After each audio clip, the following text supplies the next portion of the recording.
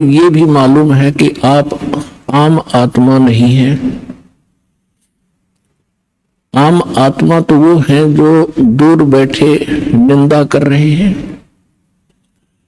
अन्य नकली संतों के पास फंसे पड़े हैं या अन्य योनियों में, प्राणियों में के शरीरों में कष्ट उठा रहे हैं, या ऐसे किसी अक्षेत्र में, किसी देश में जन्मे हैं जहां नास्तिकवाद ही प्रधान है, तो वो आम आत्मा है, साधारण सामान्य जीव है। दुर्भाग्य उन प्राणियों का। आप जी को यहां बार बार क्यों बुलाया जाता है? जैसे आप अपने बच्चों को स्कूल कॉलेज में भेजते हो और टीचर डेली बुलाता है, उनकी अटेंडेंस लगाता है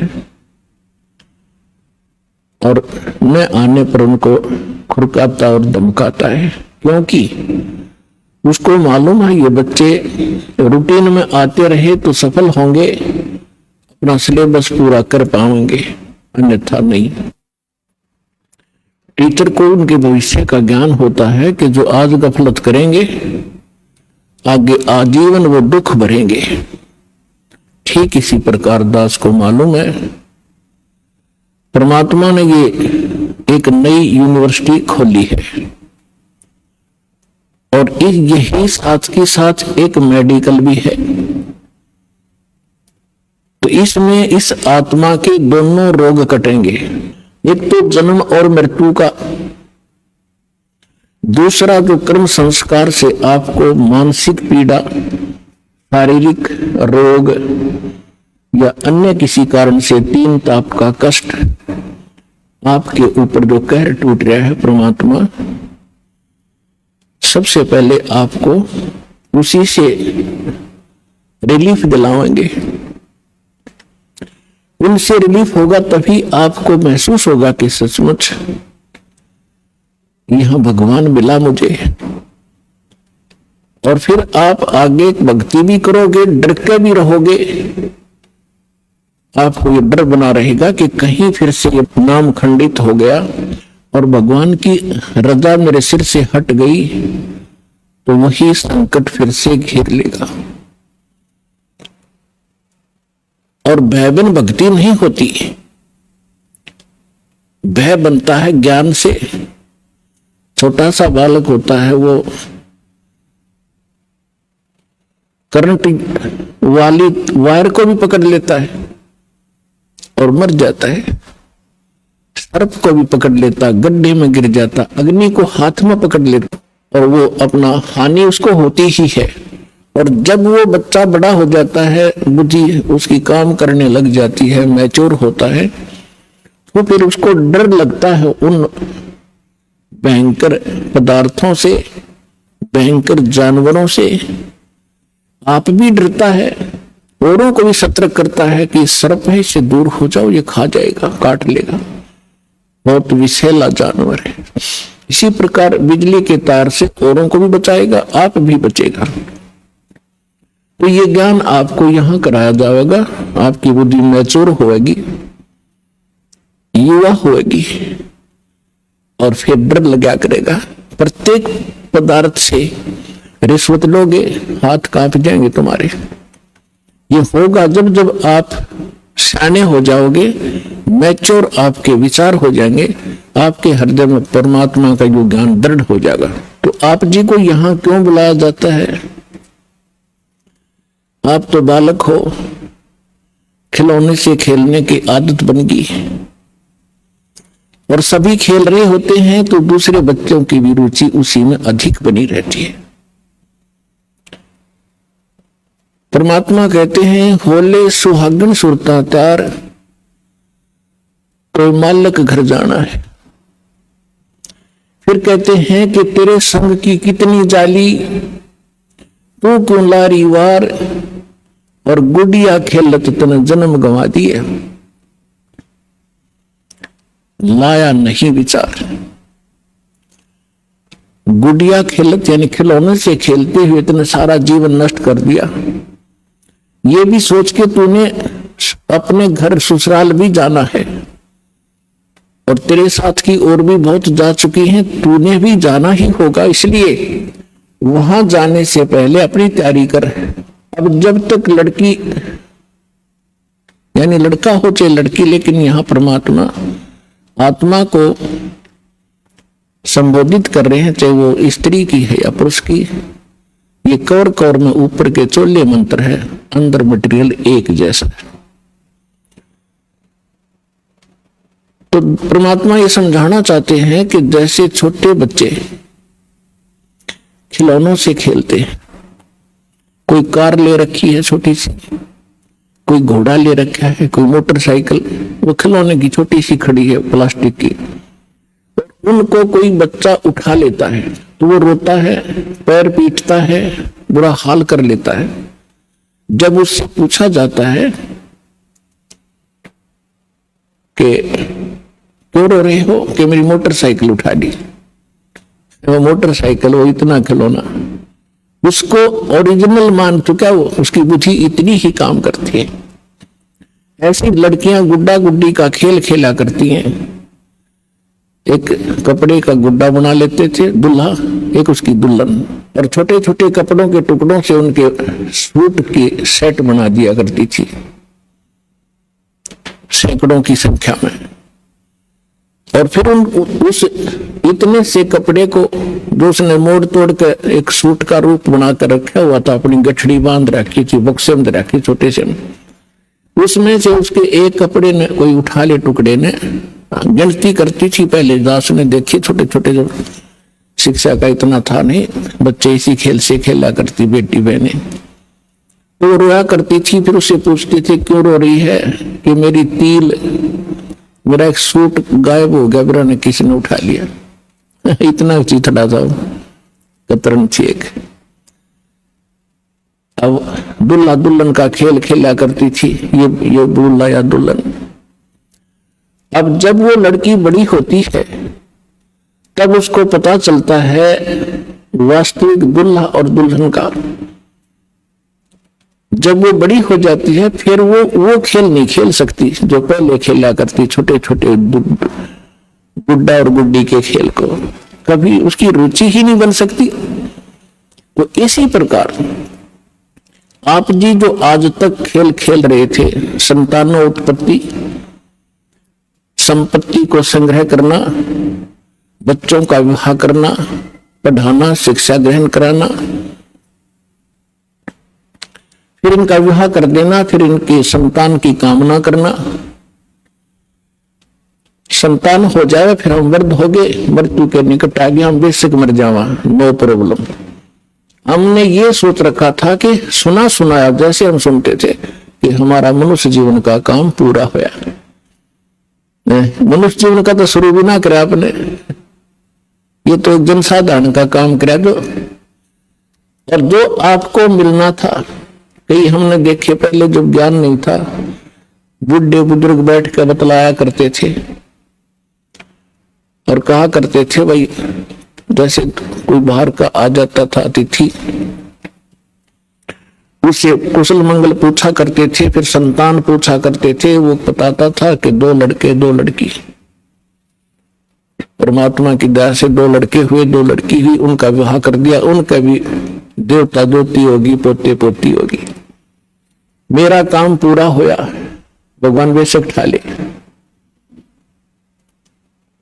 बस इतना सा हमारा ये बुद्धि सीमित होगी थी, एक ये हमने लास्ट एंड फाइनल काम मान रखा था।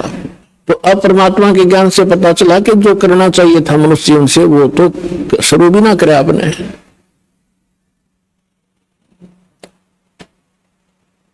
तो पुण्यात्मा आपको यहां बुलाकर ये ज्ञान दिया जाता है कि आप उस मनुष्य जीवन के मूल कर्तव्य को भूल चुके हो और किसी में पिछले पुण्य कर्मों के संस्कार वश प्रेरणा है तो आप साधना गलत कर रहे हो, वो भी व्यर्थ है। शास्त्र विधि को त्याग कर मनमाना जो आचरण करते हैं वो भी गलत है।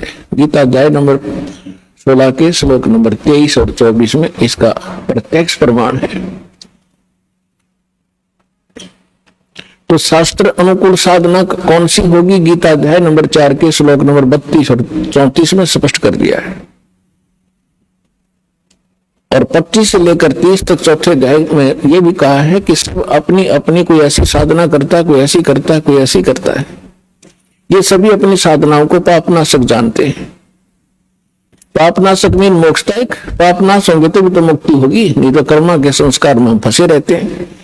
तो गीता अध्याय नंबर 4 के श्लोक नंबर 32 में कहा है कि परमात्मा स्वयं आकर के अपने मुख कमल से एक विशेष जानकारी विस्तार से देता है।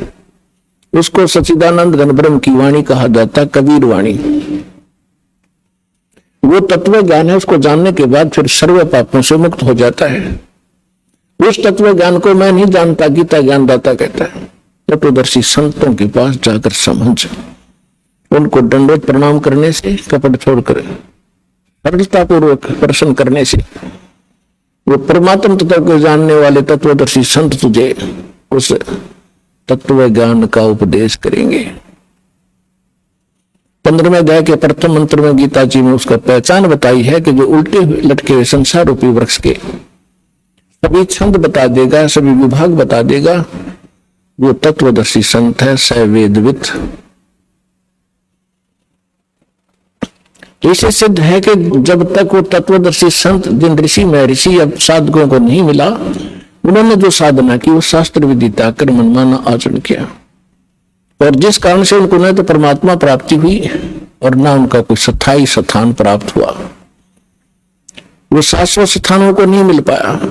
यहाँ का अंतिम लोक, अंतिम मोक्ष स्थल ब्रह्मलोक है, और ब्रह्मलोक में गए हुए प्राणी भी जन्म मृत्यु में रहते हैं।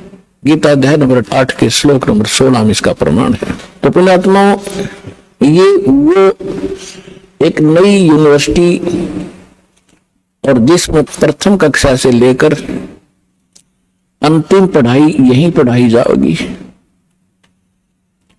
और यही प्राथमिक चिकित्सा से लेकर अंतिम ऑपरेशन तक की यही किया आपका जाएगा, यानी अध्यात्म तरीके से।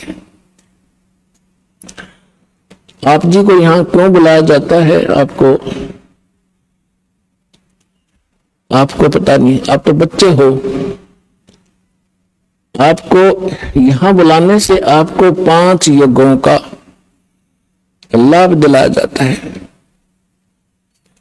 पुण्यात्माओं, एक जैसे किसान खेत में बीज बोता है, खेत भी संवार दिया और बीज भी ओरिजिनल हो, यानी गेहूं का बोआ है तो गेहूं का ही हो, और गेहूं का भी अच्छा बीज हो, मरे हुए दाने ना हो। बीज बीजने के बाद फिर उसमें और भी बहुत ऐसा प्रोसीजर है जो अनिवार्य है। समय आने पर उसकी सिंचाई, उसमें फिर खाद डालना, उसके अंदर से घास निकालना और उसकी सुरक्षा रखना, तो तब जाकर के वह फसल परिपक्व होती है, तब जाकर के वो 2 दाने घर पर प्राप्त करता है किसान। पहले खर्च करता है अपने घर से खूब आंखें मीच के। जिस किसान के पास खुद अपने घर पर पैसा नहीं है, बीज भी नहीं है, उधार पैसे लेता है, बीज लाता है कि खेत में बीजता है, खाद भी अपना लोन लेकर डाल रहा है, उसको मालूम है कि आज मैं जो खर्च कर रहा हूं, उधार भी लेकर कर रहा हूं, एक दिन उवारे न्यारे कर देगा यह फसल अगर परिपक्व होगी तो। ठीक इसी प्रकार आप जी को स्थान मिला है जहां दान करना चाहिए। आप जी को वो मंत्र मिला है जिसका जाप करना चाहिए। इस प्रकार आपको तत्वदर्शी संत मिला है। अब परमात्मा कहते हैं, समझा है तो सिर धर पाओ और बहुर नहीं रे सादा। यदि तेरे समझ में आ गया, मनुष्य जीवन फिर मिलेगा नहीं। यदि मनुष्य जीवन मिल गया तो तत्वदर्शी संत नहीं मिलेगा, और तत्वदर्शी संत नहीं मिला तो ये मनुष्य का जीवन और पशु का जीवन में कतई अंतर नहीं। और आपको पता लग गया है कि सचमुच अब ये दाव लगे है आपका, तो यहां कहते हैं समझा है तो सिर धर पाओ, सिर पर पांव रखना, इतना स्पीड से दौड़ना जैसे कोई पीछे घोर संकट आ रहा हो, उससे बचने के लिए भागा जाता है। समझा है तो सर धर पाओ कि कमर कस ले। अब अगरम मगरम छोड़ दे, बकवाद नहीं चलेगी इस मार्ग में। समझा है तो सर धर पाओ, बहुर नहीं रे ऐसा दाव। ये आपका दाव लगा है मनुष्य जीवन, ये प्राइम टाइम बिजली पीढ़ी का समय। अब कसर ना छोड़ना इसमें। अब आपको यहाँ बुलाया जाता है जो इस ज्ञान से परिचित नहीं, क्योंकि ज्ञान तो सत्संग माने से, वो सत्संग को एक सेकेंडरी थिंग समझ रहेगी, तो ऐसे बाद में देखेंगे वर्द हो जाएंगे जब। अभी तो छोटे छोटे बच्चे हैं, ये भी तो पालने हैं। ये लोक वेद हमारे दिमाग में घर करा हुआ है, तो जो यहाँ नहीं आते उनकी सोच तो वही है। तो उनकी सोच के, उनके विचारों से आपने दुखी नहीं होना चाहिए। वो कुछ भी बोल रहे, कुछ भी कहें, ये समझ लो बालक है छोटे छोटे, इनको पता नहीं। आपको वो व्यंग भी करते होंगे कि चल पड़ते हैं, तीसरे दिन जाते हैं, बरवाला बरवाला कर रहे हैं, अपना बालक ना पाले जाते हैं, देखना कुछ दिन में इनका विनाश हो जाएगा, इतना खर्चा करते हैं। तो पुण्यात्मा उनकी बातों में ना आना, परमात्मा के विधान के अनुसार अपने आगे कदम बढ़ाना। फिर कुछ दिनों में देखना आपके घरों में इतने सुख होंगे, इतनी बरकत होगी, वो पड़ोसी जो नाम नहीं ले रहे वो देखा करेंगे झुक झुक के, ये लावा कहां से है। अब पीछे हमारे भक्तों के साथ भी ऐसा ही यहाँ हरियाणा में होने लगा। कोई कहता ये तो वहां जाते हैं क्रोथाश्रम था पहले, और उस महाराज से पैसे लाते हैं तब इनके ठाठ हो रहे हैं। महाराज यहाँ मशीन ला रहा पीछे छापन की, मैं था भिखारी, तुम्हारे पैसा बैठे हूं। तो दास का प्रोसेस परमात्मा का वो मार्ग है जिससे ये प्रफुल्लित होंगे, और ये काम भी करते ना दिखते, 10वें दिन सत्संग में जाते रहते हैं, और इनके सारे ठाट हो गए, कार भी ले ली, मकान भी बढ़िया बना लिया। परमात्मा के नहीं कर सकता। अपने आत्मा विचार करना, अपना भगवान इतने सुना सुना था, देखा नहीं था, और भगवान के गुण आपने सुने थे, प्राप्त नहीं हुए थे।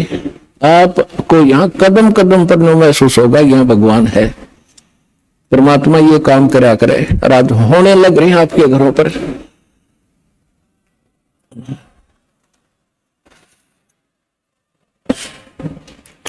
तो आप जी को यहां बुलाकर आपको यहां अमृत पिलाया जाता है, आपकी आत्मा को स्वस्थ बनाया जाता है। जैसे छोटा सा बालक होता है, लड़का या लड़की, गली में बच्चों के साथ खेल रहा होता है, और वो इतना मस्त हो जाता है बच्चों में, उसने खाने पीने की परवाह नहीं होती। फिर माँ जाती है कि काफी देर होगी मेरे बच्चे ने आया नहीं, ना खाना खा गया ना दूध पी कर गया। वह गली में जाती है, उसको कहती है तू आजा, खाना खा ले, दूध पी ले। वो नहीं आता है, वो तो मस्त है खेलने में।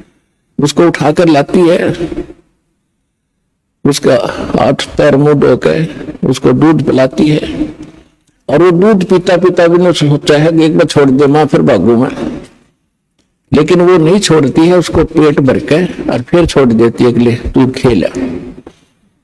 इसी प्रकार आपको यहाँ बुलाया जाता है, ये आत्मा का आहार आपकी आत्मा को यहाँ खिलाया और पिलाया जाता है, फिर आपको छोड़ दिया जाता है कि जाओ खेल आओ तुम, और फिर आज ये थोड़ी अगले महीने। अब उस बच्चे को मालूम नहीं कि माँ इतना क्यों संघर्ष कर रही है। माँ को मालूम है ये अच्छा दूध पीएगा, जल्दी बेटी या बेटा स्वस्थ रहेगा और जल्दी युवा हो जाएगा। तो दास का यही प्रयत्न समझना, परमात्मा और गुरु एक ही समझना चाहिए, और उनके अंदर ये गुण होते हैं, तुमेव माता च पिता तुमेव, तुमेव बंधु च सखा तुमेव, तुमेव विद्या च द्रविड़ तुमेव, तुमेव सर्व मम देव देव। माँ के गुण भी है भगवान में। तो इस प्रकार ये आत्मा के माता पिता हैं, शरीर के माता पिता अन्य होते हैं। तो पुण्यात्माओं, सौभाग्य आपका, आप जिस को ये स्थान प्राप्त हुआ और आपको वो भगवान का यथार्थ मंत्र प्राप्त हुआ जिससे मोक्ष संभव है। सत्संग में बताया जाता है, कबीर थोड़ा जीवना ये मंडे बो तुम डाने, सब ही उबा पंथ सिर राव रंग सुल्तानी। परमात्मा कहते हैं थोड़ा सा तो जीवन है, और इसका ये भी ना मालूम ये है कितने दिन का। हम अप्रोक्सीमेटली जीते हैं ये सोच करके 80-90 वर्ष तो जीवन रहता ही रहता है, और ये कभी ध्यान में नहीं आती कि कोई 5 वर्ष का मर गया, कोई 10 वर्ष की मर गई बहन बेटी भाई, कोई 25 वर्ष के मर गए, कोई 50 वर्ष में मर जाते। तो ये फिक्स क्यों मान लिया आपने 80-90 वर्ष तो ये तो बस एक दूसरे ने देख के अटकलबाजी से हम रह रहे हैं। इसके विषय में परमात्मा कहते हैं, अपने ऊपर उदाहरण देते हैं, साथी हमारे चले गए हम भी चलन हारे, कोई कागज में बाकी रह रही तात लगी हो वार। हम देखते हैं अपने साथ में रिश्तेदारों में वो जा रहे हैं और अपना भी नंबर आने वाला है, लेकिन हमारी कोई कागज में बाकी रह रही है। जिस दिन वो बाकी पूरी हो जाएगी फिर देखना आपकी भी टिकट कटेगी। कबीर थोड़ा जीवना और मंडे बहुत मुंडान, बिना ज्ञान के व्यक्ति के आखिरी सांस तक ये काल ये वेदन लाए रखे, ये बनवा दूं वो करवा दूं, और बुढ़ापे में ज्यादा छिड़ा कर बीमारी, ना बालक माने ना उसकी बुद्धि ढंग से काम करे। बच्चों के बीच में बेमतलब वृद्ध आदमी टांग अड़ाए रखा करे, नो कर लो नाश करोगे तुम, फलाना ऐसे कर दिया। अब उस समय में जब बच्चे सियाने हो जाते हैं वो अपनी सूझबूझ से बहुत अच्छा ही करते हैं, और होना उनका वही है जो उनकी किस्मत में लिखा है। तो उससे परमात्मा कहते हैं कि रहना थोड़े से दिन है, ना जाने कहां तक कि तू एस्टिमेट लगाए बैठे है, ये कर दूंगा वो कर दूंगा, कोठी बना दूंगा, 2 प्लाट ले लेता हूं। परमात्मा कहते हैं ये बिना ज्ञान के डले ढोरे हो तुम, 1 मिनट का भरोसा नहीं, और मुकदमे कर रहा जमीन पे। कौरव पांडव लड़के मर गए इसी पृथ्वी पर, या यही रहेगी और वो सत्यानाश करवाएंगे। इन्हीं एकड़ जमीनों पर, इन किलों पर जो आज आप कब्जा करे बैठे हो, अरबों खरबों प्राणी मर गए, इनको अपना मान के। काया तेरी है नहीं ये माया कहां से हो, चरण कमल में ध्यान रखो भाई इन बंधुओं को खो। ना काया तेरी तो माया कहां से होगी जिसको ठीक है चिपका बैठा। उसके लिए परमात्मा कहते हैं भगवान के चरणों का चिपका रहे, भक्ति करता रहे, और जब तक यहां रहे इसको समझ ले एक रेस्टोरेंट है, और जैसा भी रेस्टोरेंट तुझे तेरे भाग में मिला है उसमें सब्र कर, संतोष कर, अपना टाइम पास कर। जो उद्देश्य लेकर तू उस रेस्टोरेंट यानी धर्मशाला में कोई कमरा बुक करा कर रह रहे हैं, उसका उद्देश्य क्या था, वो उद्देश्य यहां बताया जाता है। ये तन सराय धर्मशाला है, ये तन सराय में जीव मुसाफिर करता रहे दिमाग रे, रात बसेरा कर ले डेरा चले सुबेरा त्याग रे। इस संसार रूपी शहर में और शरीर रूपी एक धर्मशाला आपको ये कमरा मिला हुआ है।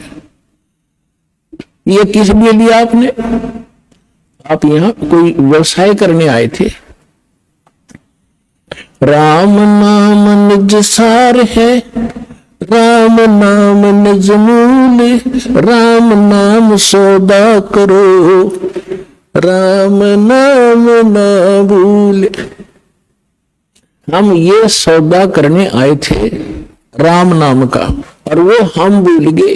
इस सराय में और बकवाद करने लग गए, कोठी बना लूं, बंगला बना लूं, गुटी ला लूं, डीजे बजा लूं। ये कोरी बकवाद है। एक जो विद्यार्थी अपने विद्या ग्रहण ना करके शराब पीवे, सिनेमा देखे और सैर सपट्टे को घूमता रहे, तो वो उसके लिए हानिकारक है। इसी प्रकार मानव शरीर प्राप्त प्राणी एक विद्यार्थी है, और विद्यार्थी को अपना वही कार्य करना चाहिए जो उसका होता है। हम उसको भूल गए और काम बकवादों में लगे हुए हैं, तो जिस कारण से हमने अपने असंख्य जन्म नाश कर दिए। तो पुण्यात्मा, आपका सौभाग्य है कि आपको ये मार्ग मिला, ये ज्ञान मिल रहा है, और ये ज्ञान ऐसा है आपकी आत्मा को झंझोड़ कर धर देगा, क्योंकि इसमें दोनों गुण हैं।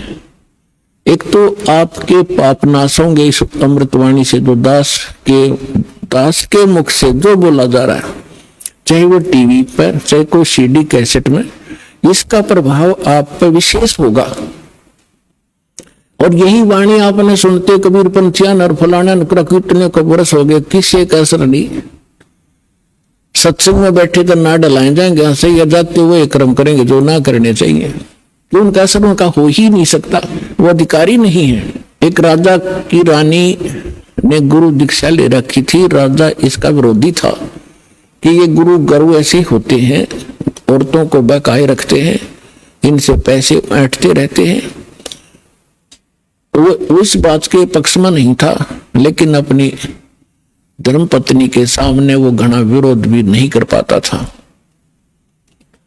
बार बार यही कहता था कि क्या रखा है गुरु बनाने में, भक्ति यहां कर लिया करो।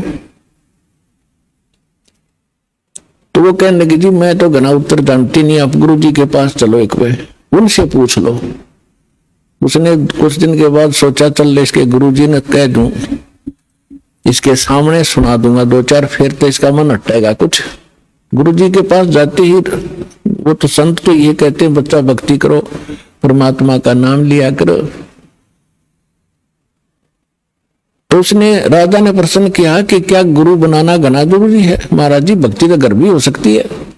तो राजा ने सोचा, अब भाई अब मैं कुछ कह दूंगा तो पति ज्यादा गुस्से मारा है, और फिर राजा है, ऐसे कहना ठीक सा नहीं लगेगा।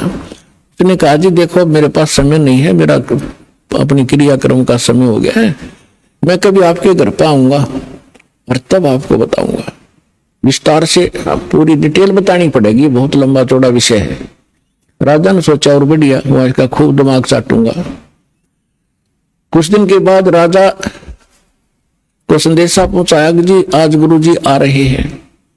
राजा ने सब व्यवस्था कर दी, आप बैठ गए सिंहासन पर, और संत के लिए नीचे एक अलग से कुर्सी ने दी, और काफी वजीर वजार उसके वहां खड़े थे।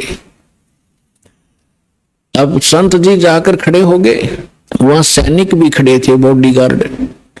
संत जी ने कहा कि ए सिपाहियों, इस व्यक्ति को अरेस्ट करो। राजा की तरफ संकेत किया। अब वो सिपाही उस संत के कहने से राजा को कैसे अरेस्ट कर ले? 2 बार कहा, 30 बार कहा, अरे सुना नहीं तुमने? राजा पहले तो हंस रहा था कि क्या मजाक कर रहा है, फिर मैं सोची तो भाई कति दर्द हो गया, कति राज्य पाठ मेरा छीन ले। राजा ने कहा, सैनिकों अरेस्ट करो इसको। इतना कहना ही था, उस बाबा जी की दोनों तरफ तो बांह पकड़ ली सिपाही ने, चरचरा ना के, और ये इंतजार कर रहे थे अब क्या आदेश है नेक्स्ट। तब संत ने कहा कि हे राजन, गराए आदमी की नो बेइज्जती करवाया करें। तो उस राजा ने कहा कि आप क्या कह रहे थे? कि मैं आपके प्रश्न का उत्तर देने आया था जो आपने उस दिन किया था, ये उत्तर दे रहा हूं मैं आपका। ये क्या खाक उत्तर दिया? राजा ने कहा कि मुझे छुड़वा तो दे, फिर मैं कुछ बात बताऊं। तो उसने कहा छोड़ दो, उन्हें छोड़ दिया, खड़े हो गए दूर। तो संत ने कहा कि देखो जी, आप राजा हो, ये आपके सेना है।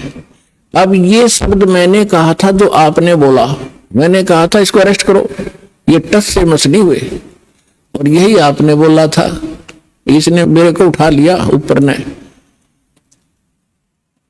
तो ये आपके वचन से काम करेंगे, आपके वचन की शक्ति से चलते हैं। इसी प्रकार अध्यात्म मार्ग का मैं महाराज हूं। जो वचन मैं दूंगा और जो वचन मैं कहूंगा वो क्रियावान होंगे। आप जैसे थे 100 वर्ष कहे जाइए, इन मंत्रों को कभी लाभ नहीं देंगे। समझदार को संकेत पर्याप्त है। तो परमात्मा कहते हैं कबीर एक दिन ऐसा होएगा सबसे पड़े बिछो, राजा राणा राव रंग सावधान क्यों न हो।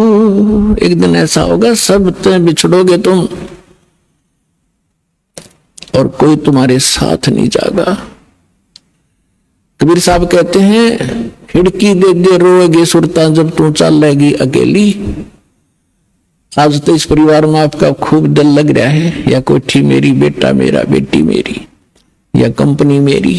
और जब 1 मिनट में तेरा जाने के वो कागज पूरे होंगे तब न होगा पछाड़ खा रोएगी सुरता। तो जब तू जाएगी अकेली, तेरा कोई आगे पाछे होगा नहीं। गुरु तूने बनाया नहीं ताकि तेरे सामने आके खड़ा हो जाता का बेटा और उनको भगा दे यम के दूतों को।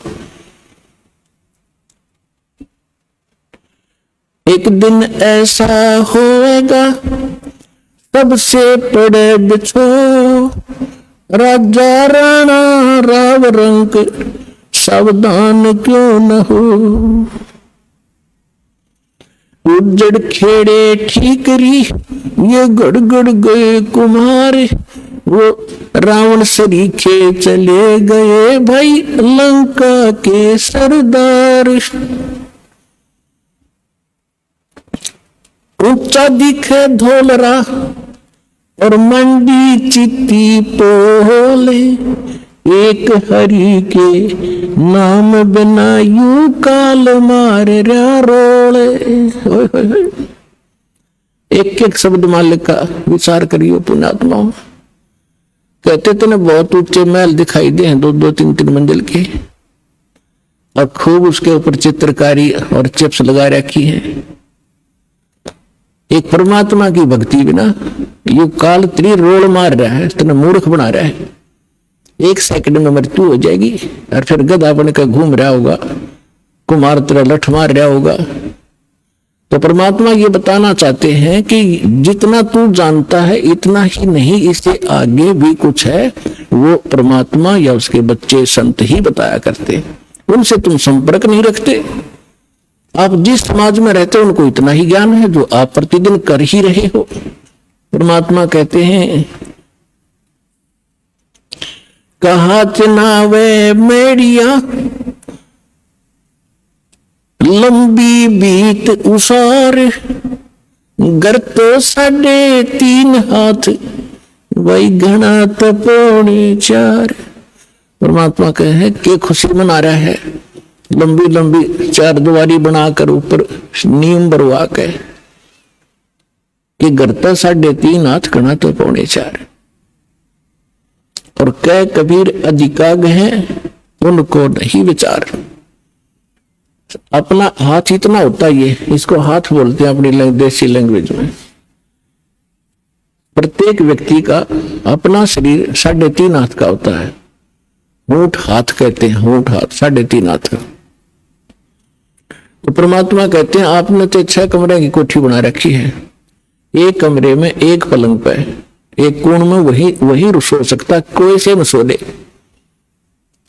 तो कहने का भाव यह है परमात्मा का कि आप जी दूसरों को देखा देखी अपने कर्म ना बिगाड़ियो। जो तेरे भाग में भगवान ने दे रखा ठीक है, 1-2 कमरे 4 जिसे तेरे बना ले, ना होता तो धक्का ना करिए, उसी में टाइम पास कर ले। सिर्फ ये सोचकर ये रेस्टोरेंट है, हमने कुछ दिन टाइम पास करना है। फिर हमारा दृष्टिकोण अपने परमात्मा पर आना चाहिए, कबीर भगवान पे। ये समर्थ थे, एक वर्ड में, एक शब्द में सारे ब्रह्मांड रख सकते हैं। पृथ्वी उस पर सब घास फूस बना सकते हैं, पेड़ पौधे पैदा कर सकते हैं एज इट इज, फलदार नो के सूर्य चांद बना रखे। तो वो परमात्मा एक झोंपड़ी में रहा करता और एक क्रिया करके दिखा करता कि अपना वर्क भी करो, काम भी करो, राम भी जपो। तो घना जरूरत नहीं है बकवादों की। यदि तुमने यहां भी सुखी रहना है और उस सुख में स्थान को प्राप्त करना है, तो फिर जब उस मालिक की तरफ देखकर आगे चलो, संसार की तरफ देखकर चलोगे, आप इस मार्ग पर बढ़ नहीं पाओगे। ठीक फिर परमात्मा कहते ज्यों राखे तो ही रहूं। कैसे ही रखे मालिक, चाहे आपने सुख कार दे, कोठी दे, नो प्रॉब्लम, पर भगवान ना भूलना। कहने का भाव मालिक का ये है, यानी कम से कम बता रहा है कि 3.5 हाथ और 3.25 का भी मकान हो तो भी संतोष करना, पर भगवान ना भूलना। अगर राम भूल गए और दूसरे की नकल के लिए किसी ने कोठी बनाई, मैं भी बनाऊं, तो बात बिगड़ेगी। भगवान कोई बालक नहीं, सब पता उसको कि जिस बच्चे को जब तक खिलौना नहीं मिलेगा ये आगे नहीं चलेगा, तो वो भी खिलौने यहां वो देगा आपको। ऐसी बात नहीं, बालक नहीं है। अपने बच्चे को कोई रोता नहीं देख सकता। और समर्थ धनी पिता तो कदे ना देखे, तो आप धनी पिता की संतान होगे हुई उस कबीर भगवान की। आपको किसी चीज का अभाव नहीं रहने देगा, लेकिन भक्ति करनी पड़ेगी। अब यहाँ की स्थिति बताते हैं परमात्मा कि आप किस स्थान पर रह रहे हो। साथी हमारे चले गए, हम भी चालन हारे, कोई कागज में बाकी रह रही, तात लगी है वारे। पतझड़ आवत देख कर बन रोवे मन माही, वो ऊंची टहनी पात थे, आज पीले हो जाही। पात जड़नता यूं कहे, सुन भई तरुवर राय, अब के बिछुड़े नहीं मिले, न जाने कहां गिरेंगे जाए। तरुवर कहता पात से, सुनो पात एक बात, यहाँ की यह रीति है, एक आवत एक जात। परमात्मा एक उदाहरण दे रहे हमारे लिए। क्या बता रहे हैं कि जैसे संसार रूपी वन में और एक परिवार रूपी पेड़ लगा हुआ है, पतझड़ आती है, जब उनका पत्ते झड़ने का समय आता है, उस समय परमात्मा कह रहे हैं कि पहले हरा भरा था वो वन, अब मन में रो रहा है कि कोई पत्ता नजर नहीं आ रहा, पीले होकर गिर रहे हैं। और फिर क्या बताते हैं, पतझड़ के अंदर पुराने पत्ते टूट टूट कर पीले होकर गिर जाते हैं। कोई गंदे नाले में गिरता है, कोई पशुओं के पैरों के नीचे काटा जाता है, या कोई इकट्ठा करके फूंक दिया जाता है। उसकी तुरंत बाद छोटी छोटी कोपर फूट आती है और फिर वो पत्ते बनकर फड़फड़ाने लग जाते हैं। 1 साल वो फड़फड़ा लेते हैं और फिर उनकी वही दशा होती है, फिर नई कोपल आ जाती है। तो परमात्मा समझाना चाहते हैं कि आज जो हमारे जैसे बूढ़े हो गए, ये पीले हो गए, हम सफेद बाल साफ दिखाई दे रहे हैं, जान का टाइम आ लिया, अब भी बकवाद ना छुट्टा तो फिर वो मूर्ख आदमी है। और तुरंत ही दादा की मरण का टाइम हो गया, पोते तैयार हो लिए, 50-60 साल वो पोते नाच कूद लेंगे, फिर उनकी वह दशा होगी। तो परमात्मा कहते तुम रह कहाँ रहे हो, कदे बुद्धि से काम लिया, और लिया तो कोई विकल्प नहीं था। आज आपके सामने विकल्प है इसका कि ये काम करके आप इसको सदा के लिए समाप्त कर सकते हो। परमात्मा समझा रहे हैं कि पतझड़ आवत देखकर बन रोवे मन माही, ये ऊंची टहनी पात थे, पीले हो जाए। पात जड़नता यूं कहे, सुन भई तरुवर राय,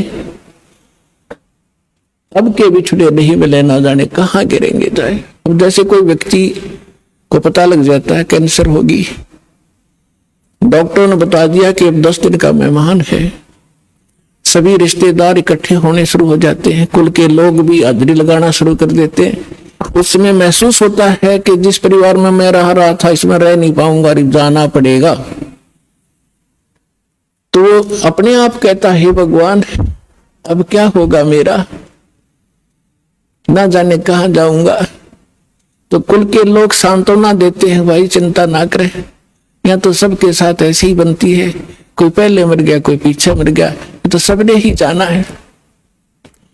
तो यहाँ की एक रीति है और ऐसी सांत्वना हम देकर उसको संतोष देते हैं और अपनी चिंता फिर नहीं रहती। हम सोचें इसको कुछ सांत्वना दें, वो ठीक ठाक मर गया।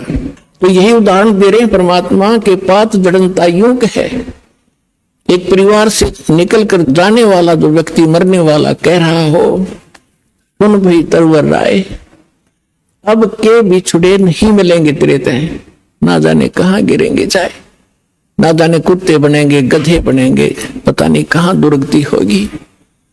अब तरवर कहता पात से सुनो पात एक बात, यहाँ की यह एक रिवाज है, परंपरा है, रीति है।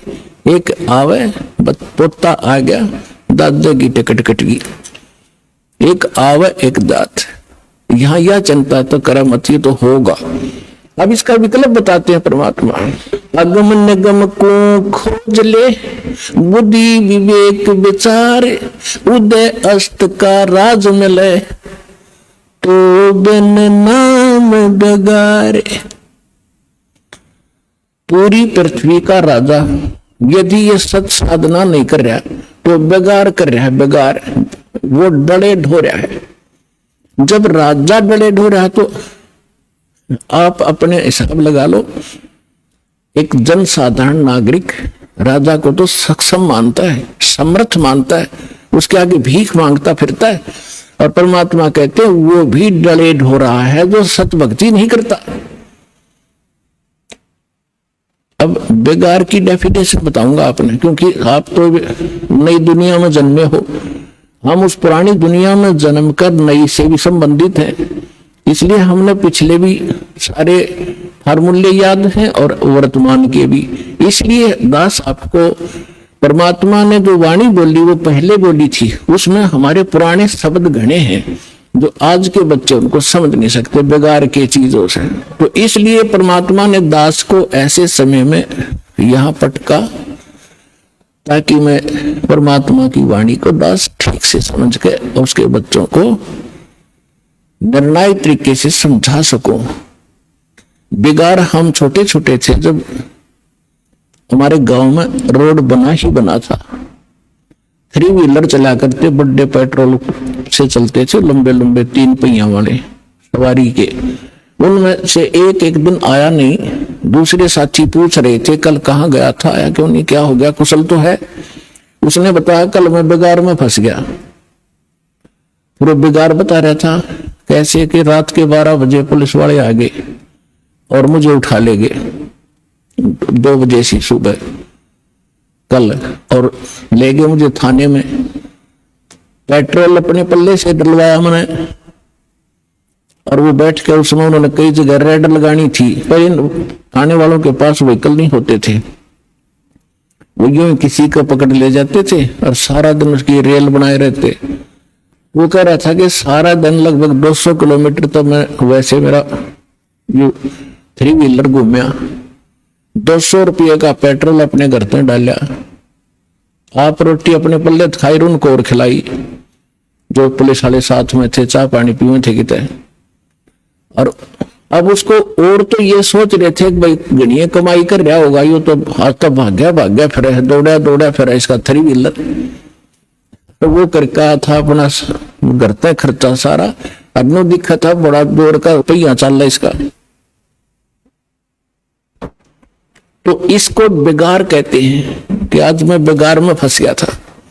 तो यहां जो भी राजा बना है, कोई डॉक्टर बना है, इंजीनियर बना है, कोई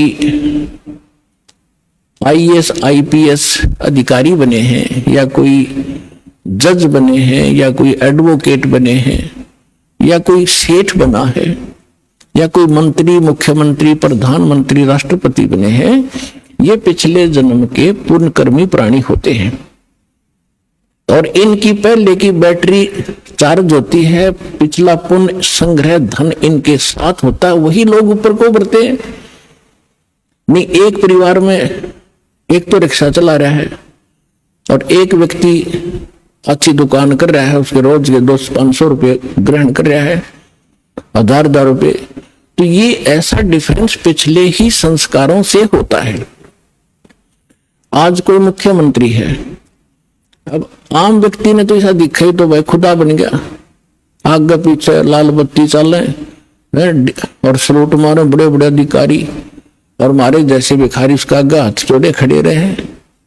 तो उसको भी परमात्मा ने कहा ये छोटे से टुकड़े का राजा यदि पूरी पृथ्वी का शासक हो और जिसके पास भक्ति नहीं है वो बेगार कर रहा है, वो डले ढो रहा है, वो अपने पिछले पुनों से उस 3 व्हीलर वाले की तरह घूमता तो घना स्पीड तो दिखे, ठाठ बाट दिखे, लेकिन वो अपने घर पे पूंजी नष्ट कर रहा है। अपने पिछले पुनों को खोकर नाश करके अगले जन्म में कुत्ते की योनि में, गधे की योनि में जागा। इसलिए परमात्मा कहते हैं अगम निगम को खोज ले बुद्धि विवेक विचार, उदय अस्त का राज मिले तो बिन नाम बेगार।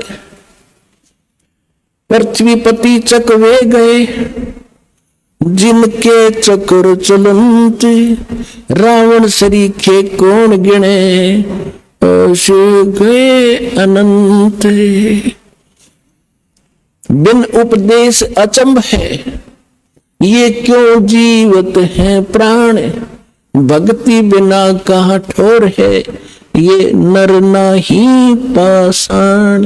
हे भगवान, इस आत्मा के ऊपर कितना जामा बैठ गया, कैसा हमारे अंदर इतना कठोरपन आ गया, इतनी जबरदस्त चोट मारी दाता ने।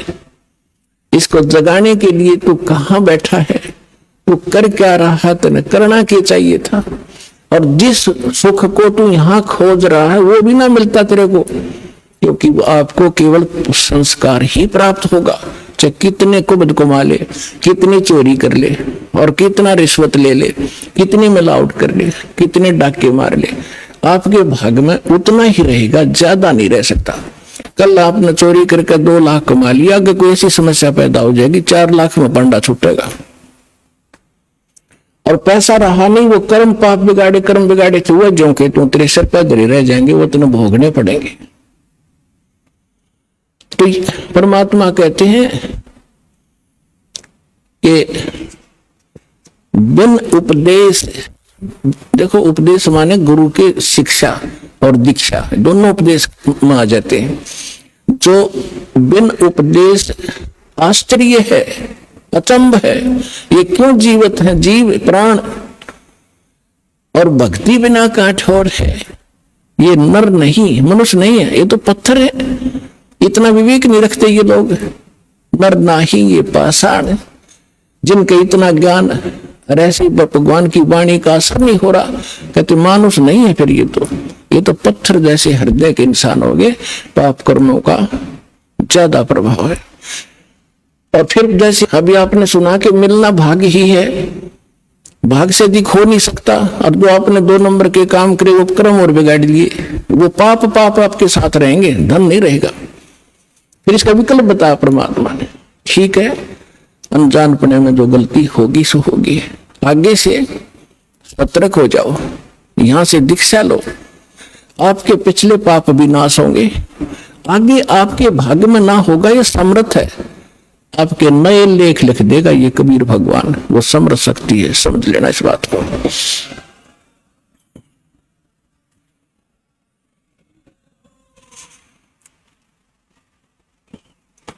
बिन उपदेश अचंभ है क्यों जीवत है प्राण, भक्ति बिना काठोर है ये नर नाही पाषाण। अग गए ना बावड़े रखते भी सब जहां, बिन साहेब की बंदगी कहीं ठोर ठिकाना ना। आत्माओं कलेजा फटफट आओगा आपका एक दिन, जब आपका पाप कर्मों का बुखार उतर जाएगा, आत्मा निर्मल हो जाएगी, आंखों से आंसू नहीं सूखा करेंगे जब ये वाणी सुना करोगे। अब क्या बताते हैं परमात्मा कि जो हमारे दादे परदादे पहले चले गए, उन्होंने तो आके बताया नहीं उनकी क्या दुर्दशा हुई, और शेष भी जा रहे हैं। अब भगवान आके बताते हैं स्वयं, और फिर जिन संतों से वो मिलते हैं वो संत बताते हैं। तो क्या बताते हैं कि पहले चले गए वो तो वापस नहीं आपको बताने आए, और रहते भी सब जा रहे हैं। और बिन साहिब की बंदगी, बिना भगवान की भक्ति किधर ठो ठिकाना। अब यहां समस्या और आती है, भगवान कौन है, साहिब कौन है। अब ये दास ने आपको बहुत बार बता रखा है, इसको बार बार रिवाइज ना करूं, क्योंकि देखो एक तहसीलदार भी साहब है, मालिक है, स्वामी है, एक कमिश्नर, डिप्टी कमिश्नर भी, डीसी भी स्वामी है, डीएम बोल रहे कई जगह उसको, और मंत्री भी, मुख्यमंत्री भी साहब है, प्रधानमंत्री भी साहब है, राष्ट्रपति भी साहब। तो यहां कौन से साहब की तरफ संकेत किया गरीबदास जी ने, उनका कौन साहब था।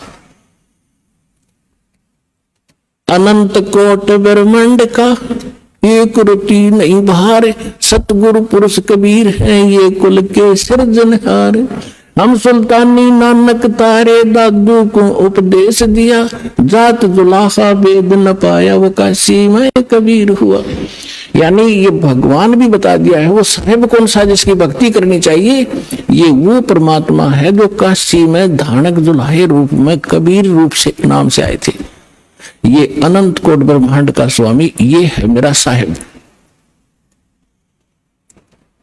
तो यहां कहते हैं अग गए ना बावड़े, रहते भी सब जा, और बिन साहिब की बंदगी कहीं ठोर ठिकाना ना। जैसे आज यहाँ प्रधानमंत्री बन गया, भक्ति की नहीं तो राजा का नेक्स्ट जीवन गधे से शुरू होता है, ये विधान बता रखा भगवान का। अब गधे का जीवन जब पूरा होगा वहां मृत्यु, फिर कहेंगे चलो कहा, कोई पुण्य बना है तो स्वर्ग में जाओगे।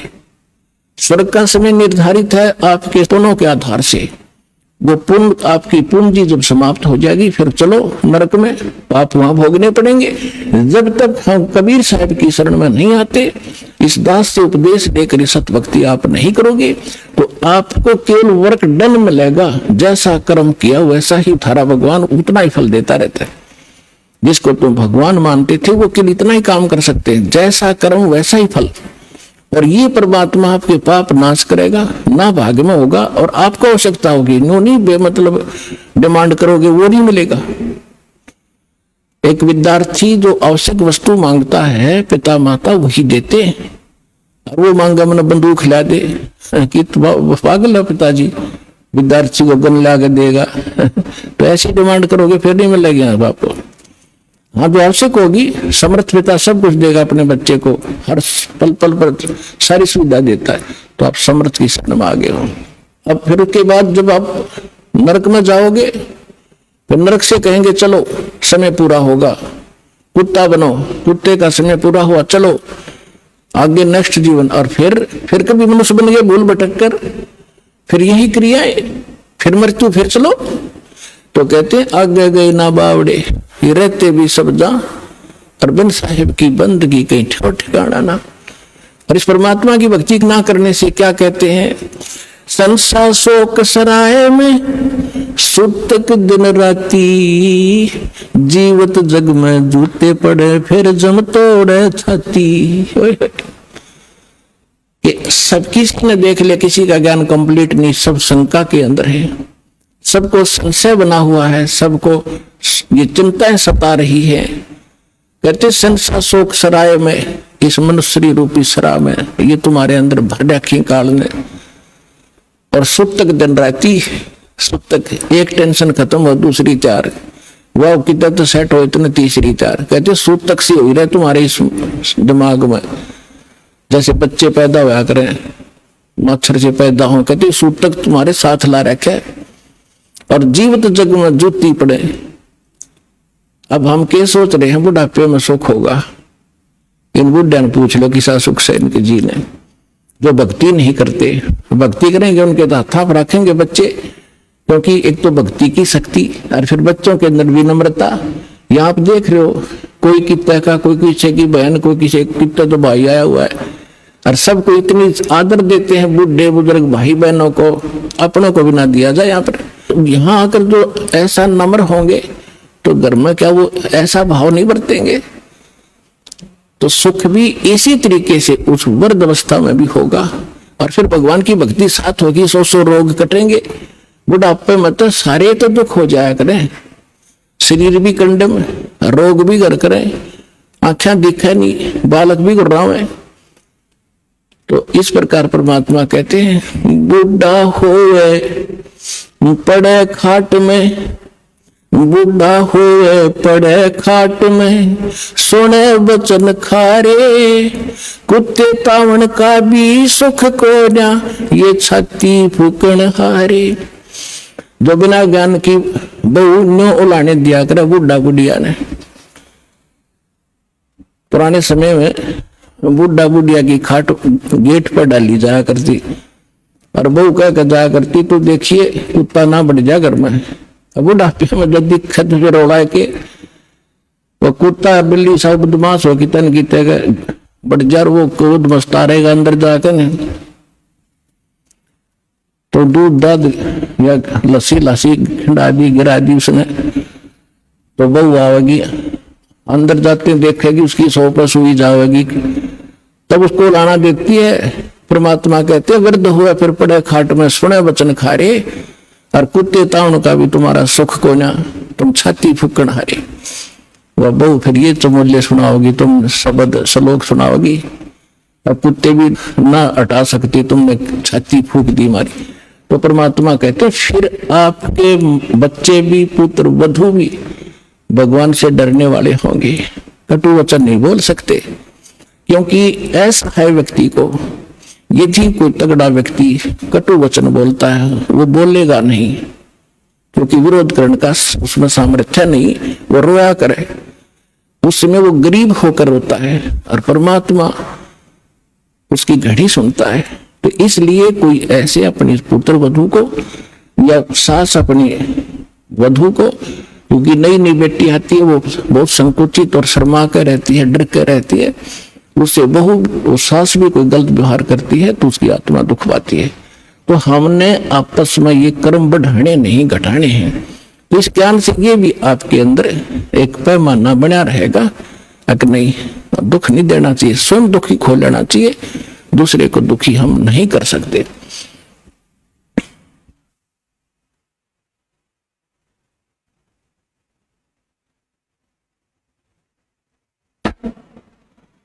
अब क्या बताते हैं कि संसार शोक सराय में सूतक दिन रहती और जीवित जग में जूते पड़े फिर जम तोड़े छाती। अब यहां तो सारे उम्र दुख में काटेगा, बुढ़ापे में बूढ़ा स्वयं दुखी, फिर ऐसे व्यवहार से भी तंग, और अगले जन्म में कहते हैं फिर बिना भक्ति किए हुए प्राणी को यम के दूत घसीट के ले जाते हैं, उसकी टट्टी और पेशाब निकल जाता है, उसको आकर इसी भयंकर शक्ल दिखाई देती है। अंत समय में उसकी गर्दन दबा दी जाती है, सूक्ष्म रूप से जबान बंद कर दी जाती है, वो बोल भी नहीं सकता। और जो भक्ति करते हैं परमात्मा की, ऐसे जाएंगे जैसे ऐसा स्वप्न होगा जैसे सत्संग में चलते हैं, वहां भगत दिखाई देंगे, अरे कहाँ जा रहे हो, क्या हो, बरवाला चलते हैं, चलो भाई चलो चलो, ऐसे छोड़ कर भाग लिया शरीर को, जैसे रजाई छोड़ कर भाग लिया गुरु जी को देखने के लिए। और फिर ऊपर जाएंगे त्रिकुटी पे, सारे निकलते दिखाओगे यहाँ से गणेश के कमल में, फिर सावित्री ब्रह्मा वाले लोक में कमल से होते हुए, फिर नाभि विष्णु जी और लक्ष्मी जी के लोक से होते हुए, सबका अकाउंट क्लियर करवा के फिर अब जैसे कोई जाते हैं ना कहीं पर नए स्थान पर, तो पीछे पीछे सारे उसका अनुसरण ही करते रहते हैं, यहाँ भी यहाँ ये कर ले, बता कर ऐसा यहाँ कर, अच्छा यहाँ से कर दे, यहाँ जूते जमा करा दे, यहाँ जोत का सामान जमा करा दे। तो इस तरह वहां ऐसे कराते हुए त्रिकुटी में पहुंच जाओगे, वह परमात्मा मिलेगा अपने इस दास के रूप में, और वहां फिर धर्मराज के दरबार में आपको क्लियर कराया जाएगा सतनाम के प्रथम मंत्र का, वहां अकाउंट क्लियर होगा। और फिर परमात्मा पारब्रह्म के उस घर में द्वार में जा करके पार करके वहां का अकाउंट करवा के फिर सतलोक ले जाएंगे। आप सतलोक बैठे पाओगे और घर वाले यहाँ सोच रहे हैं मर गया, मेरा नहीं हो तो सतलोक पहुंच गया। रहना कुछ में करे, यहाँ की इस भौतिकवाद की कितनी इसके अंदर कमजोरी है, जिसको परामांडी पाके बैठे थे। कहते हिरण्यकशिपु ने पूरी पृथ्वी पर शासन बना लिया था अपना, और नो कहता मैं ही हूं, मैं भगवान हूं, हल्दी की गांठ प्राप्त करके 5-4 वर ले लिए ब्रह्मा जी से, सुबह मरू ना शाम मरू, दिन में मरू ना रात मरू, पशु से मरू ना पक्षी से मरू, मनुष्य से मरू ना फलाने से मरू। फिर बस इससे अपने आप को मान बैठा, आई एम गॉड, मैं हूं सब कुछ।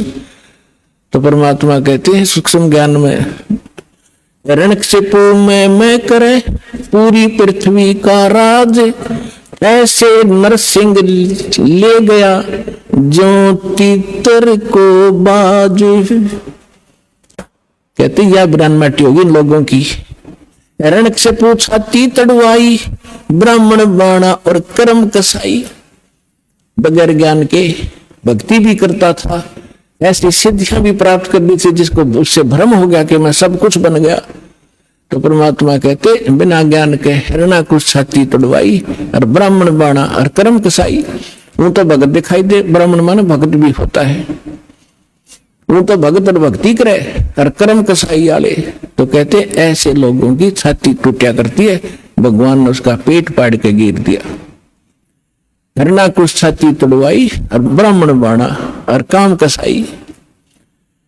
कबीर लूट सको तो लूटियो, राम नाम की लूटी, पीछे फिर पछताओगे, प्राण जहांगे छूट।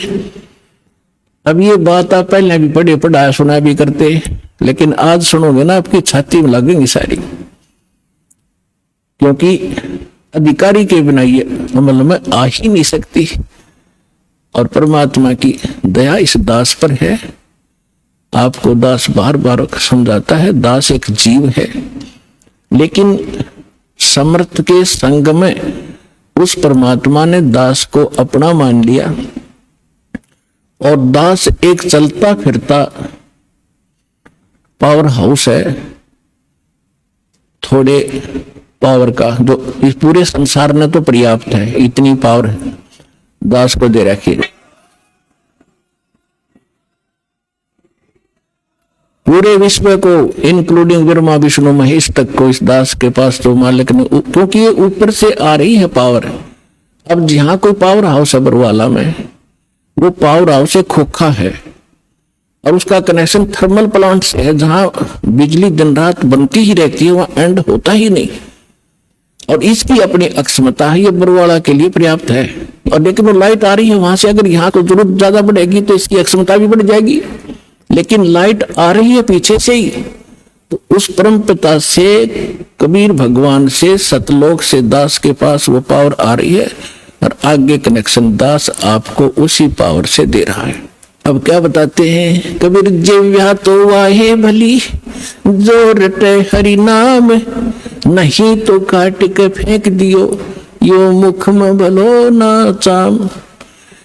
परमात्मा के नाम के जाप की कितनी महिमा बता रहे परमात्मा। वैसे तो जिव्या बहुत काम आवे, खाना खान में भी काम आवे, और भी कड़वा मीठा चाखण के भी काम आती है। परमात्मा कहते हैं यदि इससे आपने भगवान की भक्ति और उसका गुणगान नहीं किए, तो इस चाम की इसे अच्छे जगह पे मुंह तो हम सबसे उत्तम मानने हैं, इसमें कति आवश्यकता नहीं। ये जीव ना तो फिर ईसा जुलम करेगी। कहते हैं इतः पराई आत्मा जीव बांध तलवार, या जीव तलवार का काम करेगी। एक कमजोर व्यक्ति को एक तगड़ा व्यक्ति, बलवान व्यक्ति कोई अपने मुख से ऐसे वचन कह देता है, अब उसके साथ ना प्रतिशोध कर सकता, ना उसको कुछ जवाब दे सकता, बैठकर रोता है। उसकी आत्मा को जख्मी कर दिया उस नीच व्यक्ति ने इस जीभ वाली तलवार से, वचन से। तो परमात्मा कहते हैं यदि इस जीव का सदुपयोग नहीं किया, भक्ति नहीं की, तो इसने काट के फेंक दे तो अच्छा। कितनी महिमा बताइए। फिर क्या बताते हैं, ये नर से तू पशुआ की जय, गद्दा बैल बनाई, ये 56 भोग कहाँ मन भोरे, की तकुर्डी चुरने जाई। अब क्या बताते हैं परमात्मा के, फिर पीछे तू पशुआ की जय, दीजे बैल बनाए, 4 पहर जंगल में डोले तो ना पेट भराए। सर पर सींग दिए मन बोरे, धूम तो मच्छर उड़ावे, कंधे जुआ जोते कुआ, फिर कोंडों का उस खावे, फिर पीछे तू खर की जगह कुरडी चरने जावे, टूटी कमर पजावे, चढ़े तेरा कागा मां से गिलावे। पुणात्माओं, अभी आपने परमात्मा की वाणी सुनी थी कि ऊंचा दिखे धोलरा मकान और मंडी चित्ती पोल, एक भगवान के भजन बनायु काल मार रहा रोल। अब मनुष्य जीवन दिया है, जैसे विद्यार्थी हो तो माता पिता उसको पूरी सुविधा देंगे, वो निकम्मा वहां पढ़ता है ना पढ़ता है वो उसके आगे बाद में रिजल्ट आएगा जब वो पास फेल होगा। तो इसी प्रकार आप विद्यार्थी हो, मनुष्य जीवन मिला है, भगवान वाले स्कूल के लिए आपको ड्रेस भी न्यारी मिली है। तो इसमें आप यदि सत भक्ति नहीं करते हो तो फिर आपके साथ के बीतेगी। कहते हैं फिर पीछे तू पशुआ कीजिए दीजिए बैल बना। तो अब हम समय पर भोजन खाते हैं। आप देखते हो सतलोक आश्रम वाला में, वैसे तो आम जगह उपलब्ध है आजकल, कहीं बाहर जा रहे हो चाय पी लेते हैं, रोक गाड़ी चाय पी ली, प्यास लग गया जो पानी पी लिया, भूख लगी रोटी खा ली, जलकरा मिठाई, कभी फल फ्रूट खूब ठाट से खा रहे हो, खाओ, क्योंकि आप विद्यार्थी हो, माता पिता ने आपको ये सुविधा दे रखी है, इतना जेब खर्च आपको देकर भेज रखे है। यदि आप वो शिक्षा नहीं ग्रहण करोगे यानी भक्ति नहीं करोगे तो फिर क्या बनोगे? मजदूर बनोगे। आपके बच्चे वहां रेत में लेट रहे होंगे, आप कस्सी से मिट्टी खोद रहे होंगे, तन पर कपड़ा नहीं, समय पर टूक नहीं होगा, जो विद्यार्थी पढ़ते नहीं। तो इसी प्रकार जो इस पढ़ाई को नहीं पढ़ेंगे, क्योंकि पूरा विश्व के वो मानव शरीरधारी प्राणी विद्यार्थी हैं, तो उससे क्या होगा? फिर पीछे तू पशुआ कीजिए दीजिए बैल बना, और 4 पहर जंगल में डोले तेरा तो नहीं उधर बरे। अब तो जब इच्छा हो खाओ पियो, ठीक है खा लो, लेकिन जो काम था वो भूल गए कति। और फिर कहते हैं सिर पर सींग दिए मन बोरे, और धूम तो मच्छर उड़ा। अब तो हम मच्छरदानी लगा लेते हैं, ऑल आउट वगैरह ये लगा लेते हैं, और फिर के लगावांगे बैल बने पाछे। एक पूछड़ हो गया आपके पीछे, उसने चाहे पंखा बना लियो, चाहे उसने कूलर की जगह प्रयोग कर लेना। और क्योंकि जितने भी कर्म संस्कार कमजोर होंगे तो ऐसे कर्महीन प्राणी के वहां भी अंग भंग हो जाते हैं, वह पूछड़ भी कट जाती है कई बार बैल की, वह इतनी रहती है, उन्हें नू कराया करे, वो ना कुछ काम का हुए।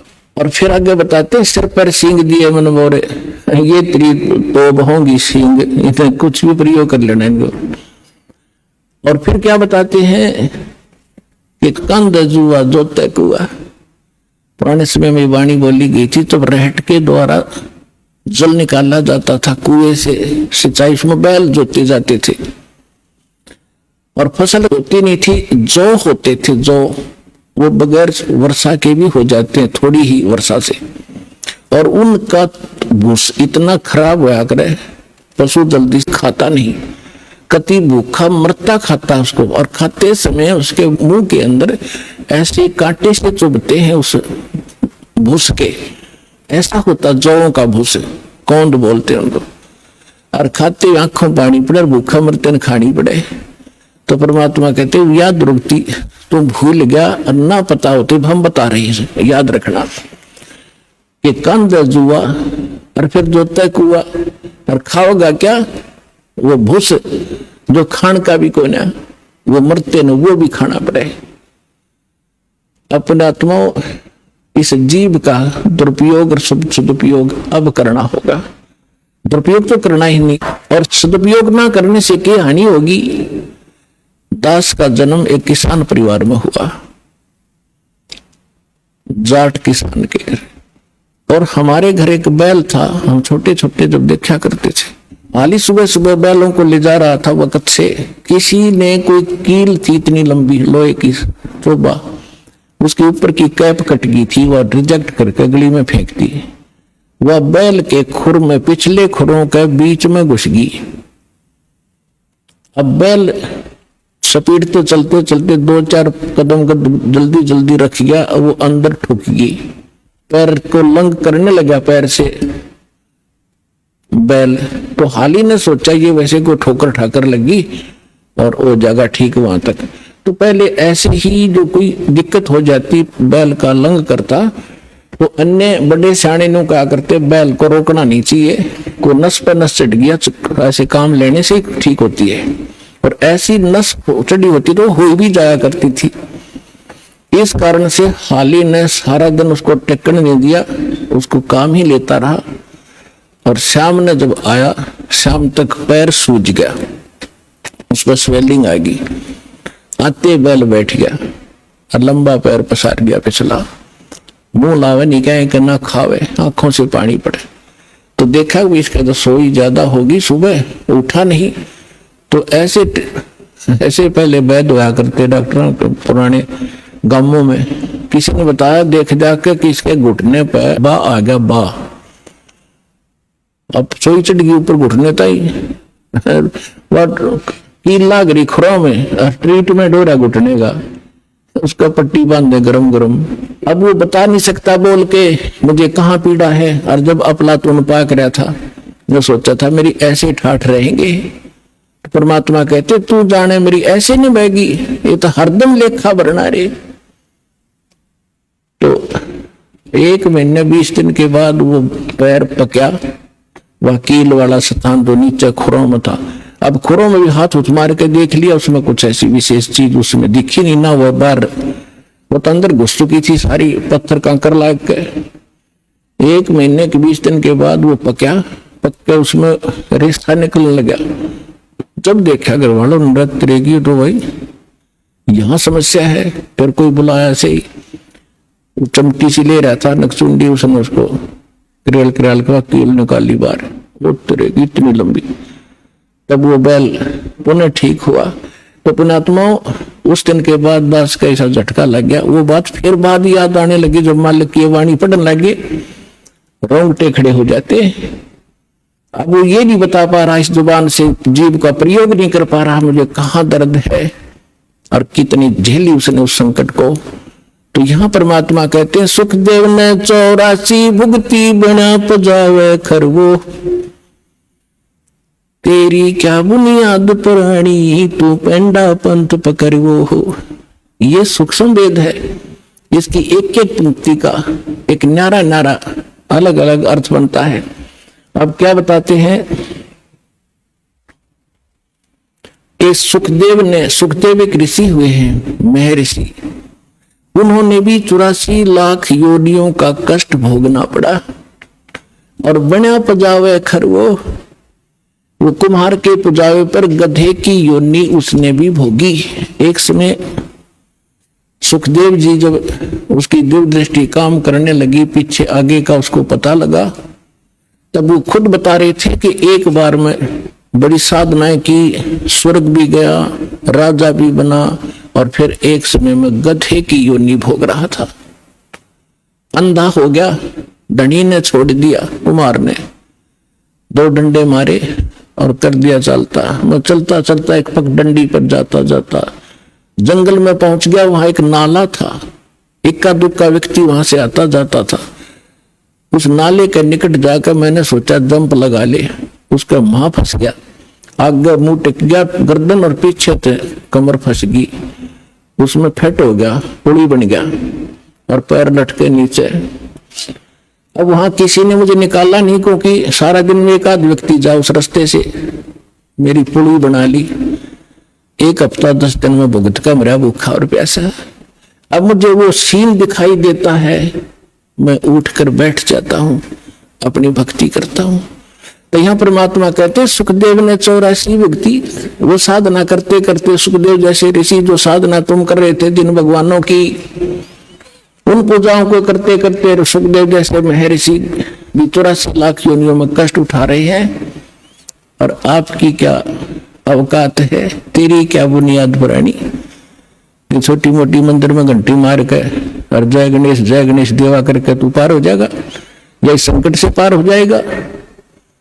तो पेंडा पंथ पकड़े, वो पेंडा यानी मार्ग, पेड़ा वे ऑफ वर्शिप, पूजा का वो मार्ग, वो रास्ता ग्रहण कर। कौन सा?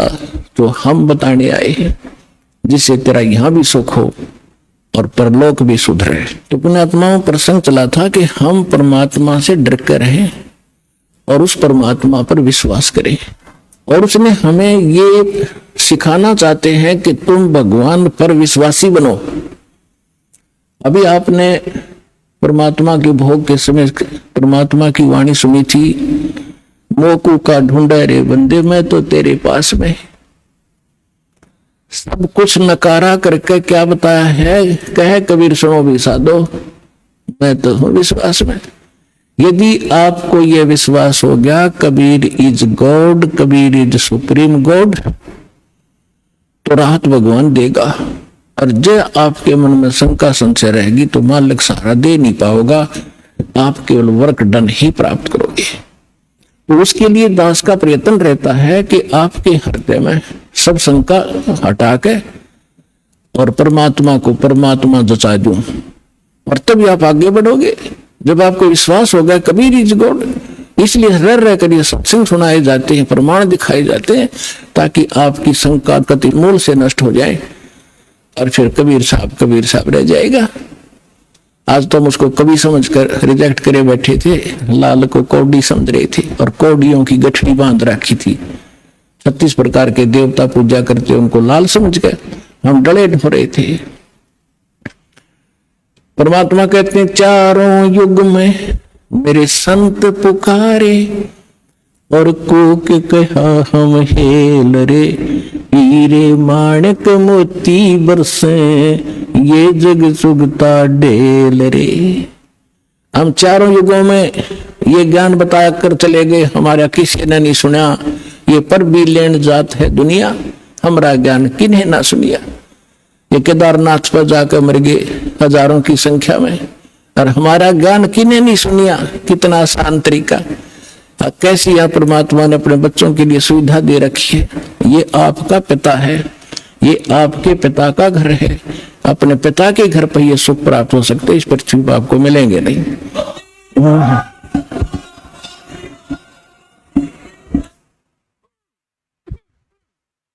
तो प्रसंग चल रहा है, परमात्मा ये सिद्ध करना चाहते थे। परमेश्वर कबीर साहब जी एक झोपड़ी रहा करते थे, कपड़ा बुना करते थे, और कपड़े की बुनाई की जो मेहनताना आता था उसी से अपना परिवार पोषण करके दिखाते थे। परमात्मा का अपना कोई निजी परिवार नहीं था, उसका तो सारी सृष्टि परिवार है। उनका पत्नी नहीं थी, 2 बच्चे आपको बताया था, सत्संग में बहुत बार बताता है दास। लड़का एक लड़की, किसी की फड़क निकालने के लिए वह जीवित करे थे, और वो बच्चे फिर अपने बेटा बेटी रूप में रखे थे। 2 माता पिता थे, मुंह बोले, जन्म नहीं था उनसे मालिक का। वो निसंतान थे, कमल के फूल पर परमात्मा सतलोक से आकर विराजमान हुए थे। एक शिशु रूप धारण करके वहां से उठा ले गए थे। तो वो सब लीला करते हुए युवा हुए तो बुल्हाई का काम करने लगे, धारण कहलाए। परमात्मा कहते मात पिता मेरे कुछ ना ही, ना मेरे गर्दासी, हर दुल्हे का पुत्र आण को आया, जगत करे मेरी ऐसी है। तो परमात्मा उस समय ये ज्ञान दिया करते थे, और साथ में ये एक रिहर्सल, एक एग्जाम्पल कोड करके चले गए कि संसार में मेरे तो निर्धन कोई नहीं हो सकता, और निर्धन होकर भी नीत साबित रखे। जैसे दास ने बताया था कि आपको यहाँ बुलाने का उद्देश्य है कि आपको सब से परिचित कराऊं, परमात्मा के लाभ को प्राप्त लेने की विधि आपके हृदय में जचाऊं, ताकि आपकी नीत साबित हो, दान करने की नीत बने। और धर्म दान करे बिना उभर नहीं सकते आप। जैसे दास ने कहा था कि किसान ने बीज बो दिया और खाद पानी डाला नहीं तो सफल नहीं हो सकता। ओनली केवल मंत्र लेन मात्र थे आप सफल नहीं होगे। इसमें खाद पानी है, ये तो बीज है, मंत्र जो तीनों मंत्र है, और इसमें ये 5 यज्ञ समझो खाद पानी है, तो ये प्रॉपर डालने पड़ेंगे। जैसे दास आपको गाइडलाइन बताता है परमात्मा की बताई हुई, तब आपकी भक्ति रूपी फसल पूरी होगी। तो उसके लिए परमात्मा भी यही क्रिया कराया करते हैं। जितना मेहनताना मिलता अपने निर्वाह के योग्य रख के बाकी को भंडारा धर्म में लगा दिया करते थे। कहीं सत्संग करने लग जाते वहां भंडारा कर देते थे। अब परमात्मा साथ साथ एक तत्वदर्शी संत की भूमिका भी करा करें, वो उनके विधान में है, उनकी लीला में है। तो ये ज्ञान सुनाया करते थे। जो दास आपको बता रहा है कि तीन देव की जो करते भक्ति, उनकी को दे ना होवे मुक्ति। जो भक्ति करते नहीं वो अपना जीवन नाश कर रहे हैं, और जो शास्त्र विरुद्ध साधना कर रहे हैं ब्रह्मा विष्णु महेश तक की, वो भी अपना जीवन नाश कर रहे हैं। ब्रह्म तक की साधना करने वाले भी अपना जीवन नाश कर रहे हैं।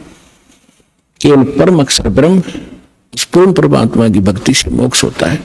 तो इसलिए परमात्मा कहा करते थे, जिस कारण से हमारे धर्मगुरु हिंदू और मुसलमानों के दोनों नाराज हो गए। उन्होंने हर तरह से ज्ञान से भी पराजित कर दिया दाता ने उनको। उन्होंने उनके साथ जुल्म ढाई कर उनसे मरे नहीं, हार कर वो थक गए। उन्होंने क्या स्कीम बनाई, उससे पहले सिकंदर लोधी उनका शेष हो चुका था, दिल्ली का सम्राट। उन्होंने क्या स्कीम बनाई कि एक बार सबने इकट्ठा होकर कि इसकी बेइज्जती कर दो। वैसे तो काबू आ नहीं रहा, यहां से भाग जा काशी से, किसी तरह हमारा पीछा छूटा है, हमारी तो रोजी रोटी बंद करवा दी इसने। तो उन्होंने झूठी चिट्ठियां डाल दी सब आश्रम वालों के पास कि अभी कबीर नाम का एक व्यक्ति है, सेठ है, और वो काशी में रहता है इस कॉलोनी में, और ऐसे ऐसे 3 दिन तक भंडारा करेगा। सब आमंत्रित है। और साथ में एक और लिख दिया कि 1 असरफी यानी 10 ग्राम सोना, और साथ में एक दोहर यानी बहुत बढ़िया कंबल टाइप होता था पहले, दौर बोले आते उससे, वो प्रत्येक खाने के बाद दक्षिणा में दी जाएगी। तो ये साधु संत बेचारे इसे पेट भरवाया करते। इन सब चेले श्रृंगार लिए, चलो लूला लंगड़ा था बिठा लिया गया आश्रम में, जो बैठा था अंधा काना कि सारे चलो, प्रत्येक खाने के बाद 1 असरफी मिल जाएगी, 1 दौर मिल जाएगी, और वो अपने जो उनका हेड मुखिया उसके पास जमा होती, फिर वो शिष्य उसको देते और बढ़िया भोजन मिलेगा। तो कहते 18 लाख आदमी आगे, ये साधु संत फकीर सारे गिरी पूरी सब मंडलेश्वर। अब सुबह सुबह रविदास जी और कबीर साहब तकरीबन इकट्ठे रहते थे सारा दिन लगभग।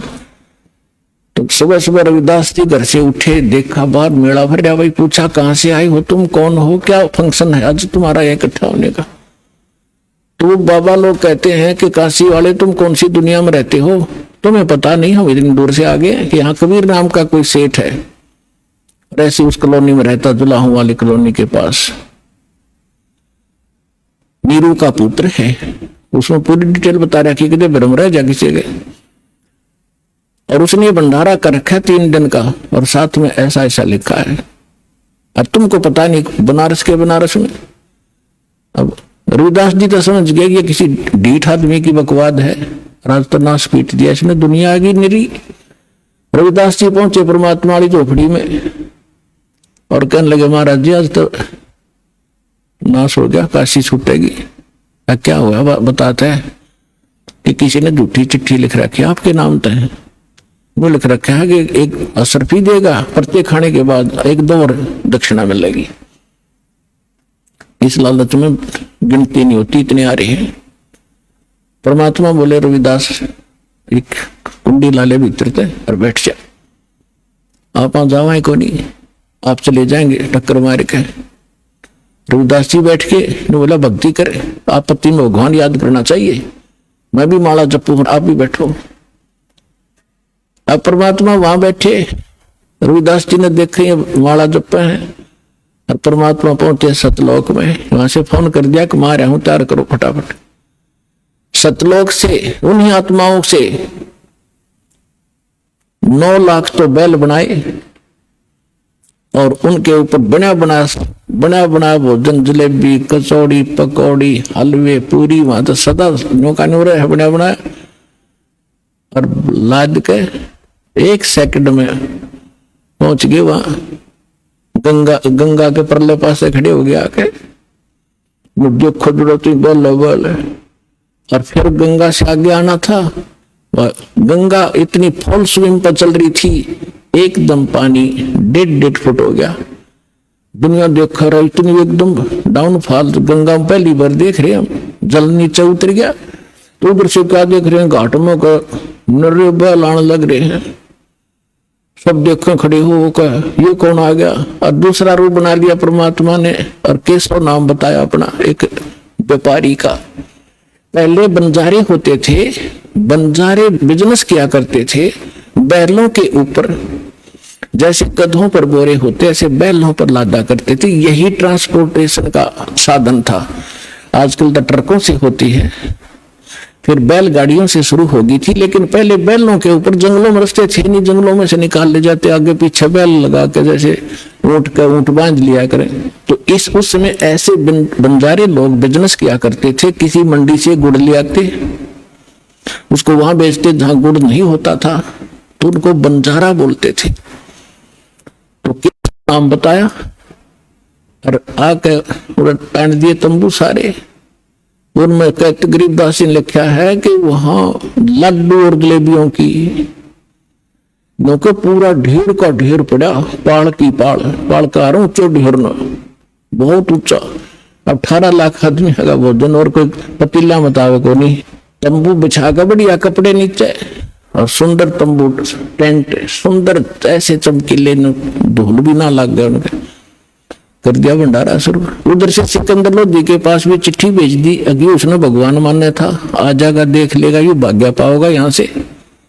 सिकंदर लोधी शेख तकी के साथ वहां आ गया। वहां देखा तो जय जयकार हो रही, भंडारा शुरू हो गया। अब शेख तकी की तो मासी मर गई, पेट पकड़ कर बैठ गया। उसने सोच कहा था कि आज पता लग जाए सिकंदर लोधी ने, इसने अल्लाह कहा करता यूं। अब जब देखा कि ये भंडारा कौन कर रहा, किसी से पूछा तो पता लग गया कि यहाँ केशव नाम का व्यक्ति बैठा है। न्यू कहे मैं उसका पगड़ी बदल यार हूँ, कबीर जी का पगड़ी बदल मित्र हूँ।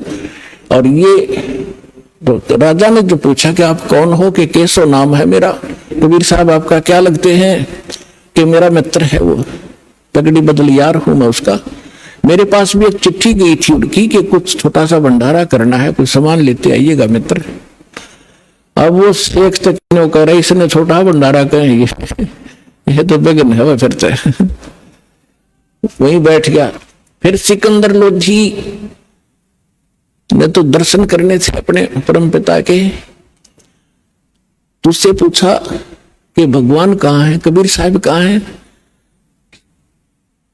केशव से पूछा, केशव ने कहा उनका दास तो बैठा है, उनको क्या आवश्यकता आने की, मौज है, आऊंगे जब आ जाएंगे, मर्जी के मालिक है वो। सिकंदर लोधी ने सोचा भाई इतनी दूर आया हूं, पहले दर्शन करूं। उनकी झोपड़ी पता करके वहां पहुंचे। साथ में अंगरक्षक हाथी पर बैठ कर गए। तो जाके नीचे उतर के सिकंदर लोधी ने दरवाजा खटखटाया। रविदास जी कहने लगे महाराज जी तो आगे दिखे। वो आगे दिखे, वहां से चलकर ढूंढ ली झोपड़ी अपनी। कबीर साहब बोले बोला मत, पीटन दे कवाड़े ने। तब सिकंदर लोधी ने कहा कि हे भगवान, हे अल्लाह के रूप, दरवाजा खोलो।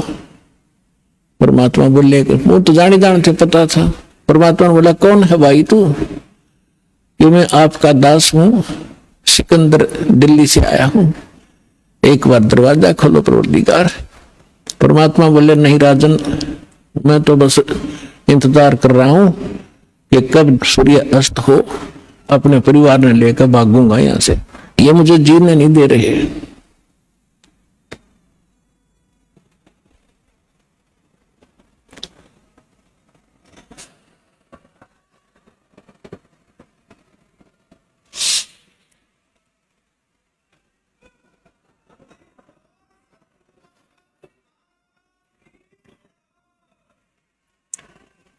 अब सिकंदर लोधी ने कहा हे परमात्मा,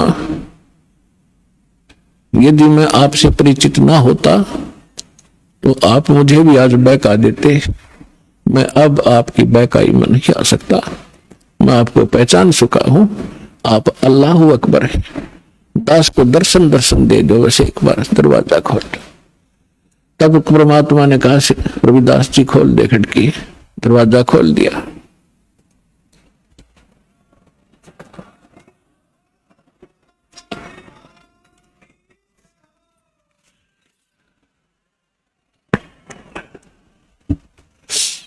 सिकंदर लोधी ने दंडवत प्रणाम किया दिल्ली के सम्राट ने, और कहा, परवरदिगार, आपने कैसे रंग लगा रखे हैं, आपकी जय जयकार हो रही है। ऐसा भोजन सब खा रहे हैं, कैसा भंडारा के लोग देखा ना सुना।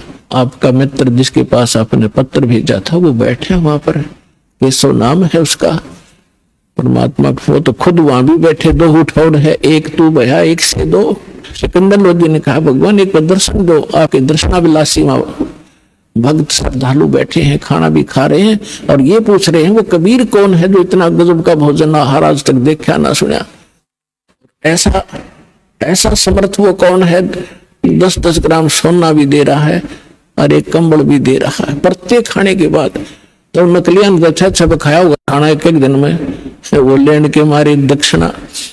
तो उसके घर में के भंडार में कोई कमी है? उस दाता की सारी सृष्टि का पालनहार, असंख्य ब्रह्मांडों का पालनहार, तीनों लोकों में प्रवेश करके वो सबका धारण पोषण करता है, ये वो परमात्मा है। तो पुण्यात्मा, हम उसके बच्चे हैं, और वो उसके बच्चे थे जो साधु संत बने फिरे थे, परमात्मा के लिए भटक रहे थे, गलत साधना कर रहे थे, फिर भी बच्चे तो उसी के हैं। मैं रो तू सृष्टि को या सृष्टि रोए मोहे, और गरीबदास इस योग को समझ नहीं सकता कोई।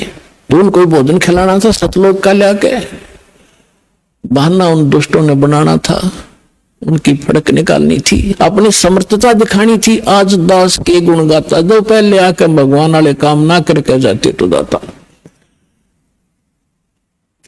तो सिकंदर लोधी ने कहा कि एक बार आपके दर्शन करना चाहते हो सभी के सभी। तो परमात्मा जब कुटिया से बाहर निकले, जैसा सतलोक में उनके सिर पे मुकुट है, ऐसा मुकुट आकाश से आया और ऐसे सिर पे रखा गया। आकाश से फूल बरसने लगे, सुंदर मनोहर मुकुट पहन के परमात्मा, और ऊपर से आकाश से फूल बरसने लगे परमात्मा के ऊपर। सिकंदर लोधी ने अपने हाथी पर बैठाया, अपनी अंबारी में, साथ में रविदास जी। कबीर साहब बोले, आजा भाई मित्र तू भी। रविदास जी तंवर कर रहे थे पहले। सिकंदर लोधी ने कहा, भगत जी आप तो डेली सेवा करते हो, दास को भी दे दो। तो सिकंदर लोधी ने चंवर पकड़ा, जैसे आप देखते हो पाठ के ऊपर बच्चे करते हैं, महापुरुषों पर ऐसा ये चंवर किया जाता है। चंवर का मतलब है जैसे माखी माछर बैठे उससे हलाया करें, ताकि कपड़ा मारे तो उसका लाग जा, मर ना जाए। इतनी नम्रता के कारण उसको चंवर को संत के ऊपर बुलाया जाता है। तो सिकंदर लोधी ने चंवर ले लिया, हाथी पर बैठ कर चल दे। चारों गेट खोल दिए उस अलमारी के, जो हाथी के ऊपर एक कमरा सा बनाया करते थे। तो सारे देखें जो खाना खा रहे थे, कौन है कबीर, कौन सा है, कि वो बैठा जिस पर सिकंदर लोधी चौर करे, दिल्ली का राजा। काशी की बात है ये कि यू है वो कबीर, ये है वो कबीर, सेठ कबीर। वो सेठ है दिखा जो सुंदर मन और पैर रहे ऊपर, सेठ तो वो है ही, कंगाल तो सारा संसार है उसके सामने। तो जब वहां जाकर उतर के हाथी परते, सारे मेले में घूमकर जय जयकार हो रही, जय हो कबीर की, जय हो कबीर जी की। वह भी सेठ बड़े मोहन भोजन कराए, बड़े ठाठ हुए, ऐसा सब जय जयकार करे, जो रोटी खा हुए गुण गावे। फिर केशव बैठा था जिस टेंट में, वहां से एक सेवादार गया और करबद्ध होकर कहा कि महाराज आपको आपका मित्र याद कर रहा है, केशव। तो सिकंदर लोधी, रविदास जी और परमात्मा उतर के हाथी से नीचे चल पड़े। जब उस टेंट में गए, टेंट को केवल सीलिंग छोड़ दी, ऊपर कर दिया उसको ऐसे। और क्या नीचे एकदम सामने देखते देखते एक सुंदर मनोहर पलंग आया, उसके ऊपर इतने सुंदर गद्दे बिछ गए, कितने बढ़िया उसके ऊपर एक चद्दर बिछ गई जिसके हीरे मोती लाल जड़े हुए थे, उस पर बैठ के भगवान बीच में जच गए। ये सामने दूसरे रूप में केशव बैठा है और एक रूप में मालिक कबीर रूप में बैठे, राजा और सब प्रजा नीचे बैठकर सत्संग सुन रही है। कहते परमात्मा ने 24 घंटे तक सत्संग सुनाया उन प्यारी आत्माओं को।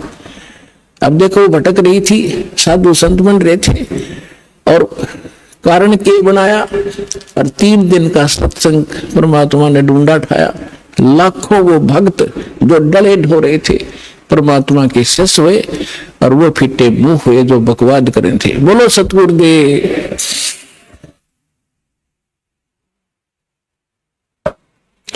ये बहुत लंबी वार्ता है, कभी फिर समय आने पर। अभी तो दास आपको सदग्रंथों से ये प्रूव कर रहा था कि भगवान कौन है। जब आपको, जैसे पहले आप सेट हो रहे थे, कृष्ण जी भगवान, श्री रामचंद्र जी भगवान, शंकर जी भगवान, गणेश जी भगवान, तो आपको कोई भी उनकी कथा कहीं खड़ा होकर सुनावा था तो आप सारे शांत होते थे और स्वीकार होती थी, सब कुछ सही मानते थे, तो नो प्रॉब्लम थी। अब जब इस दास ने यह यथार्थ कथा शुरू की तो कितना विरोध हुआ। कहता दास जान, या मेरे साथ उस समय से संघर्ष करते हुए आपके भाई बहन चल रहे हैं, वो जानते हैं आप तक हम कैसे ही संदेश को पहुंचा पाए। जेल तक जाना पड़ा, 36 मुकदमे झूठे कर रखे हमारे ऊपर, लेकिन मालिक साथ है, एक दिन सब फिटे मुंह हो जाएंगे और सच्चाई ऊपर आओगी।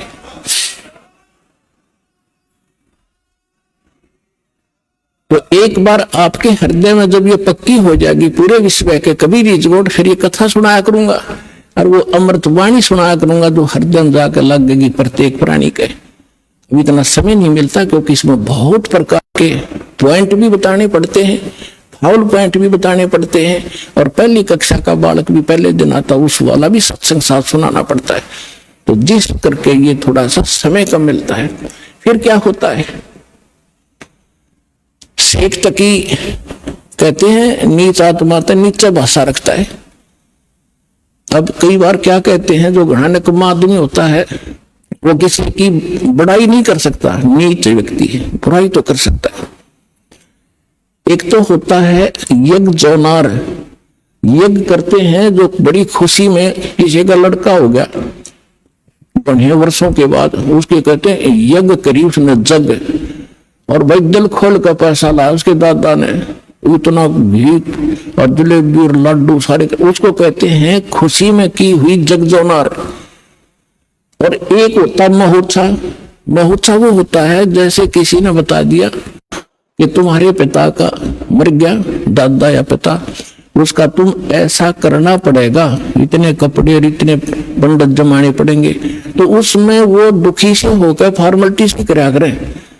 10 ब्राह्मण जमाने हैं, 10 के अंगूठे से टूटे फूटे से ला रहे, कति बिल्कुल सस्ते से, उनके उतने जूते और कपड़े वो फॉर्मेलिटी करते हैं, उसको कहा करे महोत्सव, जो कति दिल तोड़ के काम करा जा। तो यहां शेख तकी क्या कहता है कि इसे भंडारे हम 100 कर दें, इसने क्या नाराय कर दिया। तो इतनी जब उसने बात कही, कहते हैं पहले तो बहुत जुल्म किए थे उसने काफी वर्षों तक, वो फाइनल बकवाद थी उसकी। उस दिन वो गूंगा भी हो गया और बहरा भी हो गया, वो शेख तकी। तो यहां गरीबदास जी कहते हैं कोई कहे जगजोनार करी और कोई कहे महोत्सा, और बड़े बड़ाई करा करे गाड़ी का डोछा। तो उस समय परमात्मा ने कहा कि भाई ठीक है केशव, धन्यवाद आपका, आपने मेरी इज्जत रखी। केशव कहते हैं हे भगवान शर्मिंदा ना करो, आप तो सारी सृष्टि के पालनहार हो, ये जनता के समझे तो बालक है, इनका बुद्धि को नहीं जो आपने पहचान ले। तब केशव ने कहा भी ठीक है, भक्तों लाद लो सारे टेंट वेंट, 5 मिनट में धर लिए ठाके बेलना पर, चलो मैं आ रहा हूं। जब वापस गंगा से निकलने लगी, वह गंगा फिर इतना पानी हो गया 1.5 फुट, और सारे बैल और बंजारे जब निकल गए जो वहां से आए हुए थे, 9 लाख बैल और इतने बंजारे सतलोक के भगत आ रहे थे अंश। तो गरीबदास जी ने कहा कि वो बैल जब चलने थे ना, पृथ्वी पर, और वो बंजारे 1 फुट पृथ्वी से ऊपर रहे थे उनके कदम। या उनका समझ में नहीं आया ये न्यू के ऊपर चल रहे हैं। इतनी बुझ वो तो खान खान पे लाग रहे थे, उन्हें जरूर छिके देखने की कौन के ऊपर चल रहा है। तो उसी समय बैल पार हो गए गंगा। सिकंदर लोधी ने कहा कि जाओ केशो, आपका काफिला जा चुका है। दूर जा लिया होगा, नु खड़े होकर देखा पटरी पर चढ़ के, वहां कोई परले बैल नहीं, कोई बंजारा नहीं। तो सब असमंजस में हो गया सिकंदर लोधी की, कहाँ गई वो सारी? तो 9 लाख बैल कोई नूता नहीं कि थे कूण में वृक्ष के आड़ में छप जाएंगे, वो तो पूरे कई किलोमीटर तक दिखाई देने थे। इतना सोच ही रहा था तो कबीर साहब कहने लगे चले गए जहां से आए थे। उधर से वो केशव उनके सामने दूसरा रूप परमात्मा के अंदर समा गया, एक कबीर साहब रह गए। बोलो सतगुरुदेव।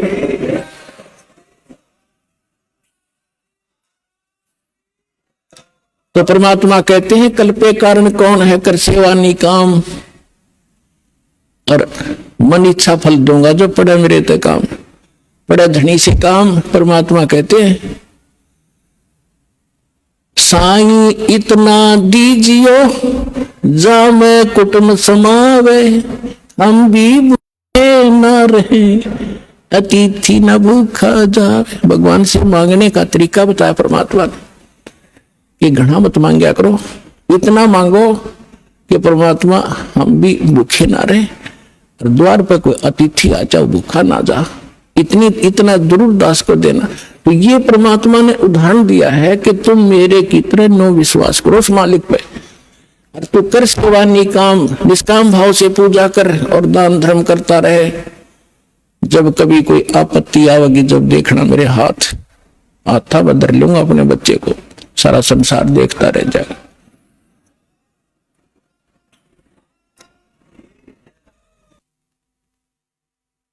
अब आपको कुछ भक्तों के यहां जो मालिक ने रहम बख्शे हैं वो सुना करो, आपकी आत्मा गदगद होगी, आपको विश्वास होगा। यहाँ कोई किसी को मजबूर नहीं, स्वेच्छा से अपना इंटरव्यू देते हैं और आधी बात तो कहने भी ना बोलते, कैमरे के सामने आके इतने सुख दे रखे उनको। अब सुनिएगा उनके अनुभव।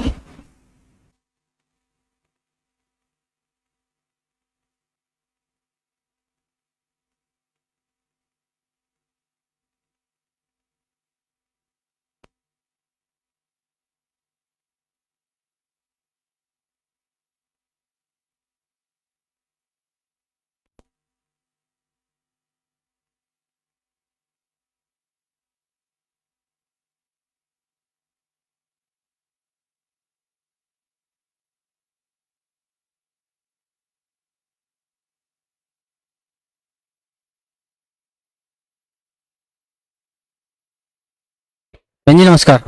सत्संग नमस्कार। बहन जी क्या शुभ नाम है आप जी का? लक्ष्मी, जोधपुर। बहन जी कहाँ से आए हैं आप? जोधपुर से। बहन जी परम संत सतगुरु रामपाल जी महाराज की शरण में आने से पहले आप कौन सी भक्ति करते थे? परम सतगुरु रामपाल शरण में आने से पहले हम कृष्ण जी की भक्ति करते थे और हर सत्संग में जाते थे, कबीर साहिब जी और भागवत रामायण ये सुनते थे और सत्संग में जाते थे। तो जब आप सत्संगों में जाते थे, भागवत रामायण सुनते थे, इस सब से आपको क्या लाभ मिलता था? इससे लाभ कुछ नहीं मिलता था, मेरे जो भक्ति करना है और मेरे कुछ मांगना था नहीं, तो भक्ति करने का था। तो मेरे को ऐसे करते करते मतलब भक्ति हुआ था, वो काल की हुआ था। तो मेरे इधर जो तिरकुटी है थे, इधर मेरे ऐसे चांदना होता था, हम सो रही तो फिर भी ये चांदना रहता तो मेरे को नींद नहीं आती थी, ये क्या है। तो हम सब लोगों को भी बोला और डॉक्टर को भी पूछा इधर क्या हो रहा है, ऐसा आग लगती है, ऐसा दिखता है, मेरे को नींद नहीं आती है। हमको समझ में आया नहीं ये काल है। तो फिर ऐसे करते करते हम जाते रहे सत्संग में, बस संतों के पीछे पड़ी। हमने बोला हमको निज नाम निज दर्शन चाहिए, आप कुछ बताओ मेरे को। तो कोई संतों ने ऐसा नहीं बताया। तो फिर एक उदयपुर के संत आते थे, हम उसकी सत्संग में जाते, वो भजन बोलते, मेरे को अच्छा लगता था और कृष्ण जी का पूर्ण ध्यान था मेरा। उस संतरे रूप में हम कृष्ण जी को ऐसा मानती थी कि हम कृष्ण जी को मिलना है, बोलना है, मेरे को बात करनी है। तो उसे हमने पूछा हम कृष्ण जी से मिल सकते हैं? उसने बोला कि आप सच्ची श्रद्धा होगी तो मिलेगी। तो हम ऐसे एक दिन सत्संग में बैठे तो उस गुरु के वो सत्संग करते थे वो महाराज, तो उसे रूप में ही हमको कृष्ण जी को देखा, रथ में बैठे हुए कृष्ण जी और सब देखा। तो हमने पता चला ये गुरु रूप में ही परमात्मा मिलता है, कुछ भी मिलो तो अच्छा है। तो ऐसे करते करते मेरे को भक्ति लगी। तो ये जो 7 चक्कर बताया था ना, 8 चक्कर 9 चक्कर, इनका ध्यान हुआ। तो ये मेरे को लगा ऐसा छोटा छोटा जो 0 वाट लट्टू होता है ना, ऐसा ऐसा वो दिखता था अंदर। तो हमें ऐसा जो तलबल लगी कि ये क्या दिख रहा है और हमें क्या करना है। तो हमको कुछ संसार अच्छा नहीं लगता था। तो ऐसे करते करते हम फिर एक कबीर संत है वहाँ गई, उनसे पूछा कि हम निज दर्शन निज नाम चाहिए हमारे। तो उन्होंने कुछ नहीं बताया, बोले करते रहो। तो फिर करते रहे हमको। तो हमें घर में अच्छा नहीं लगता बिल्कुल, कहीं जाना है, हमें ऐसा ही लगता कहीं जाना है।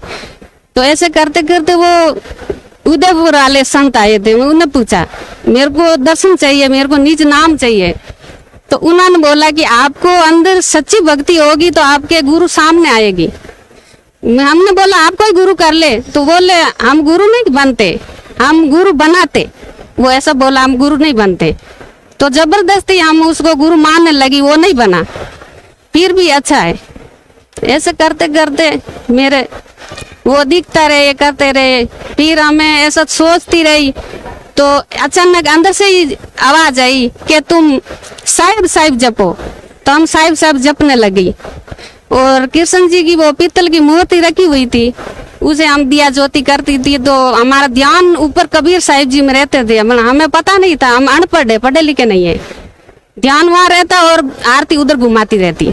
ऐसे करते करते फिर हमें बहुत अचानक अभी कहीं जाना है ऐसा हो गया। तो मेरे सब मोहल्ले वालों को पूछा मथुरा जाना है और जय गुरुदेव जी के चरणों में। मेरा ऐसा अनुभव हुआ कि हमें वहाँ शांति मिलेगी और निज नाम मिलेगा। तो गुरुदेव जी के सब लोग मना कर दिया, हम तो नहीं चलेंगे। तो हमारा बड़ा लड़का बोला कि आप सुबह चलेंगे मथुरा। तो ठीक है, हम सुबह रवाना होने के लिए तैयारी करी। तो लड़के ने अखबार देखा, तो अखबार में लिखा था कि जय गुरुदेव जी संसार छोड़ दिया। तो हमने बोला हम नहीं चलेंगे, मना कर दिया। फिर हम ऐसे रात रो सो रही। तो हम गुरुजी का हमको कुछ पता नहीं, हम गुरुजी को टीवी पर ही फोटो नहीं देखी, किताब ही नहीं देखी, हम पढ़े लिखे नहीं, हम किताब ही क्यों देखी और नहीं कहीं सुना गुरुजी के बारे में, हमको कुछ भी पता नहीं। तो हम ऐसी सो रही तो रात में गुरुजी आए और धोती पहनी हुई, चोला पहना हुआ और बाल आधा सफेद आधा काला। और हम ऊपर लेके गए तो कबीर साहिब जी आए और गुरुजी दोनों खड़े। तो ऐसे खड़े रहते रहते कबीर साहिब जी हमारे इधर बैठ गए। बैठे बैठे हमको ज्ञान की बातें बहुत सुनाई, गुरुजी भी सुनाते रहे, वो कबीर साहिब जी सुनाते रहे, पर हम अनउपदेशी, हमको पता नहीं चला क्या बोल रहा है। तो वह ऐसे करते करते कबीर साहिब जी यहाँ बैठे और मेरे को वो तलबल रहती थी, हमको ज्ञान चाहिए, भक्ति चाहिए।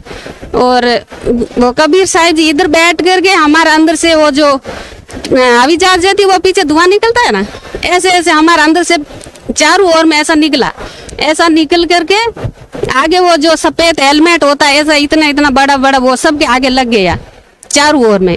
और उसका ज्ञान सुनाया मैंने कबीर साहिब जी को, कबीर साहिब जी मेरे को, और गुरुजी ने सुनाया, पर हमको पता नहीं क्या बोला क्या नहीं बोला, बिल्कुल ही ध्यान नहीं। और हम देखती रही। फिर ऐसे होया तो देखा गुरुजी को। फिर सुबह उठे तो हमें वो याद है थोड़ा थोड़ा सपना, पर फिर भूल जाती है वो क्या था क्या नहीं। पर एक ऐसा हो गया कि हमें कहीं जाना है, हम बैग में कपड़े रख लिए, हमें कहीं जाना है कहीं जाना है। ऐसे करते करते फिर एक दिन हम घर में मतलब मन नहीं लगता, मेरे को भक्ति चाहिए, जन्म चाहिए और कुछ नहीं चाहिए संसार में, मन नहीं लगा। तो हम देखे पड़ोसी के घर पे जाए और थोड़ा सा वो एली का भजन सुन ले तो हमारा दिल ठंडा हो जाएगा। तो पड़ोसी के घर पे गई तो वहाँ भजन सुनने बैठे तो वो हमारे बगरमती है लीला, यहाँ से आती है, वो आई थी गैस की टंकी लेने के लिए। मैं भक्त मत के बोले आप कहाँ जाती हो? वो बोल रही हम हरियाणा जाती है। तो हरियाणा में क्या आपके गुरुजी बात करते हैं? वो बोलती करते। हम जो ज्ञान के बारे में पूछेंगे हमको सब बता देगा। वो बोलती बता देगा। तो अब आज ही चलो। तो वो बोल रही आज तो शनिवार है, सत्संग तो हो गई और कल का दिन है, कल हम 3 बजे पहुंचेंगे वहाँ, तो सत्संग तो नहीं मिलेगा। भले कुछ भी मिले नहीं मिले हमें वहाँ जाना है। तो हम रात की 1 बजे ट्रेन में बैठे तो यहाँ आए 3 बजे आए तो वो चाय पानी खाने लगे। हमारा नामदान हुआ नहीं, गुरुजी इधर दर्शन दे के अंदर आ गए।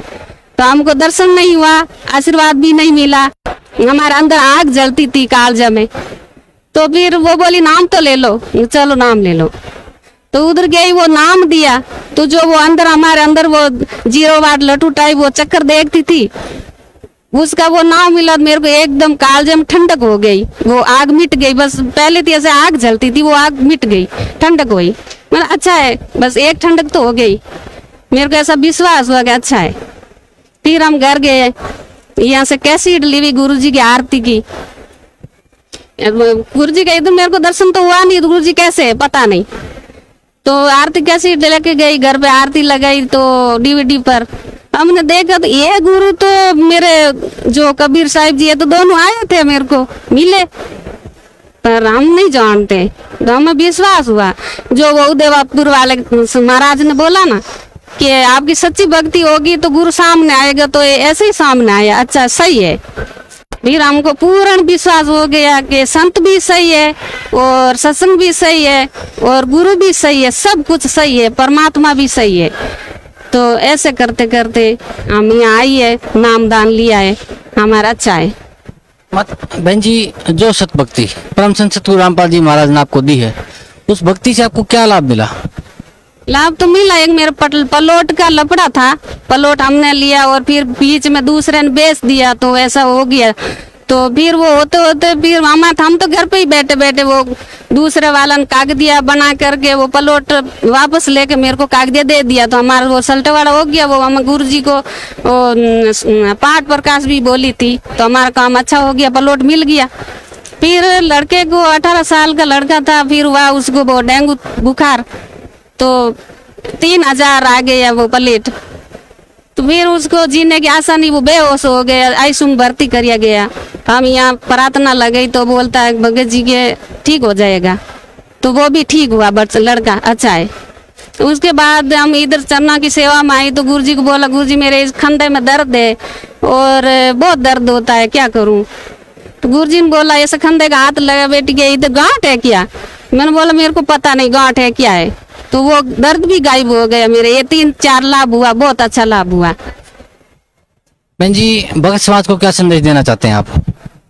भगत समाज को यही संदेश देना चाहती हूँ कि सब भगत समाज यहाँ आवे। वो जो घर बैठे इंटरव्यू देखते हैं, जो इधर नहीं आते अज्ञानी लोग इंटरव्यू देखते हैं, तो बोलता है कि ये तो पैसा दे दे के बोलाता है इन सब लोगों को।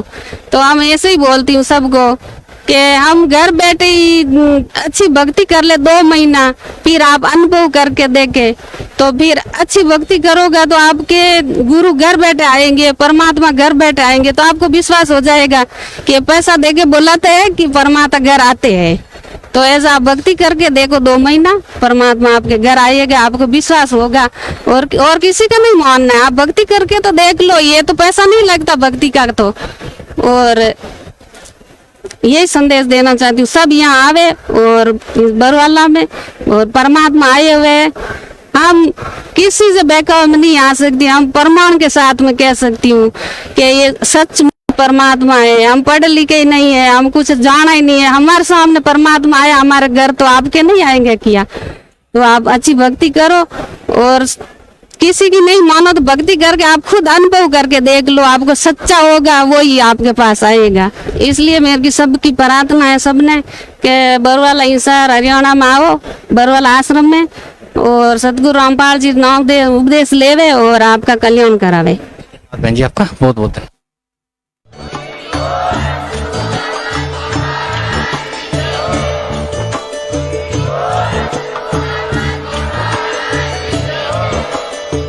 आप सुन रहे थे जगत गुरु तत्वदर्शी संत रामपाल जी महाराज जी के मंगल प्रवचन। अधिक जानकारी के लिए विजिट कीजिए हमारी वेबसाइट www.jagatgururampalji.org।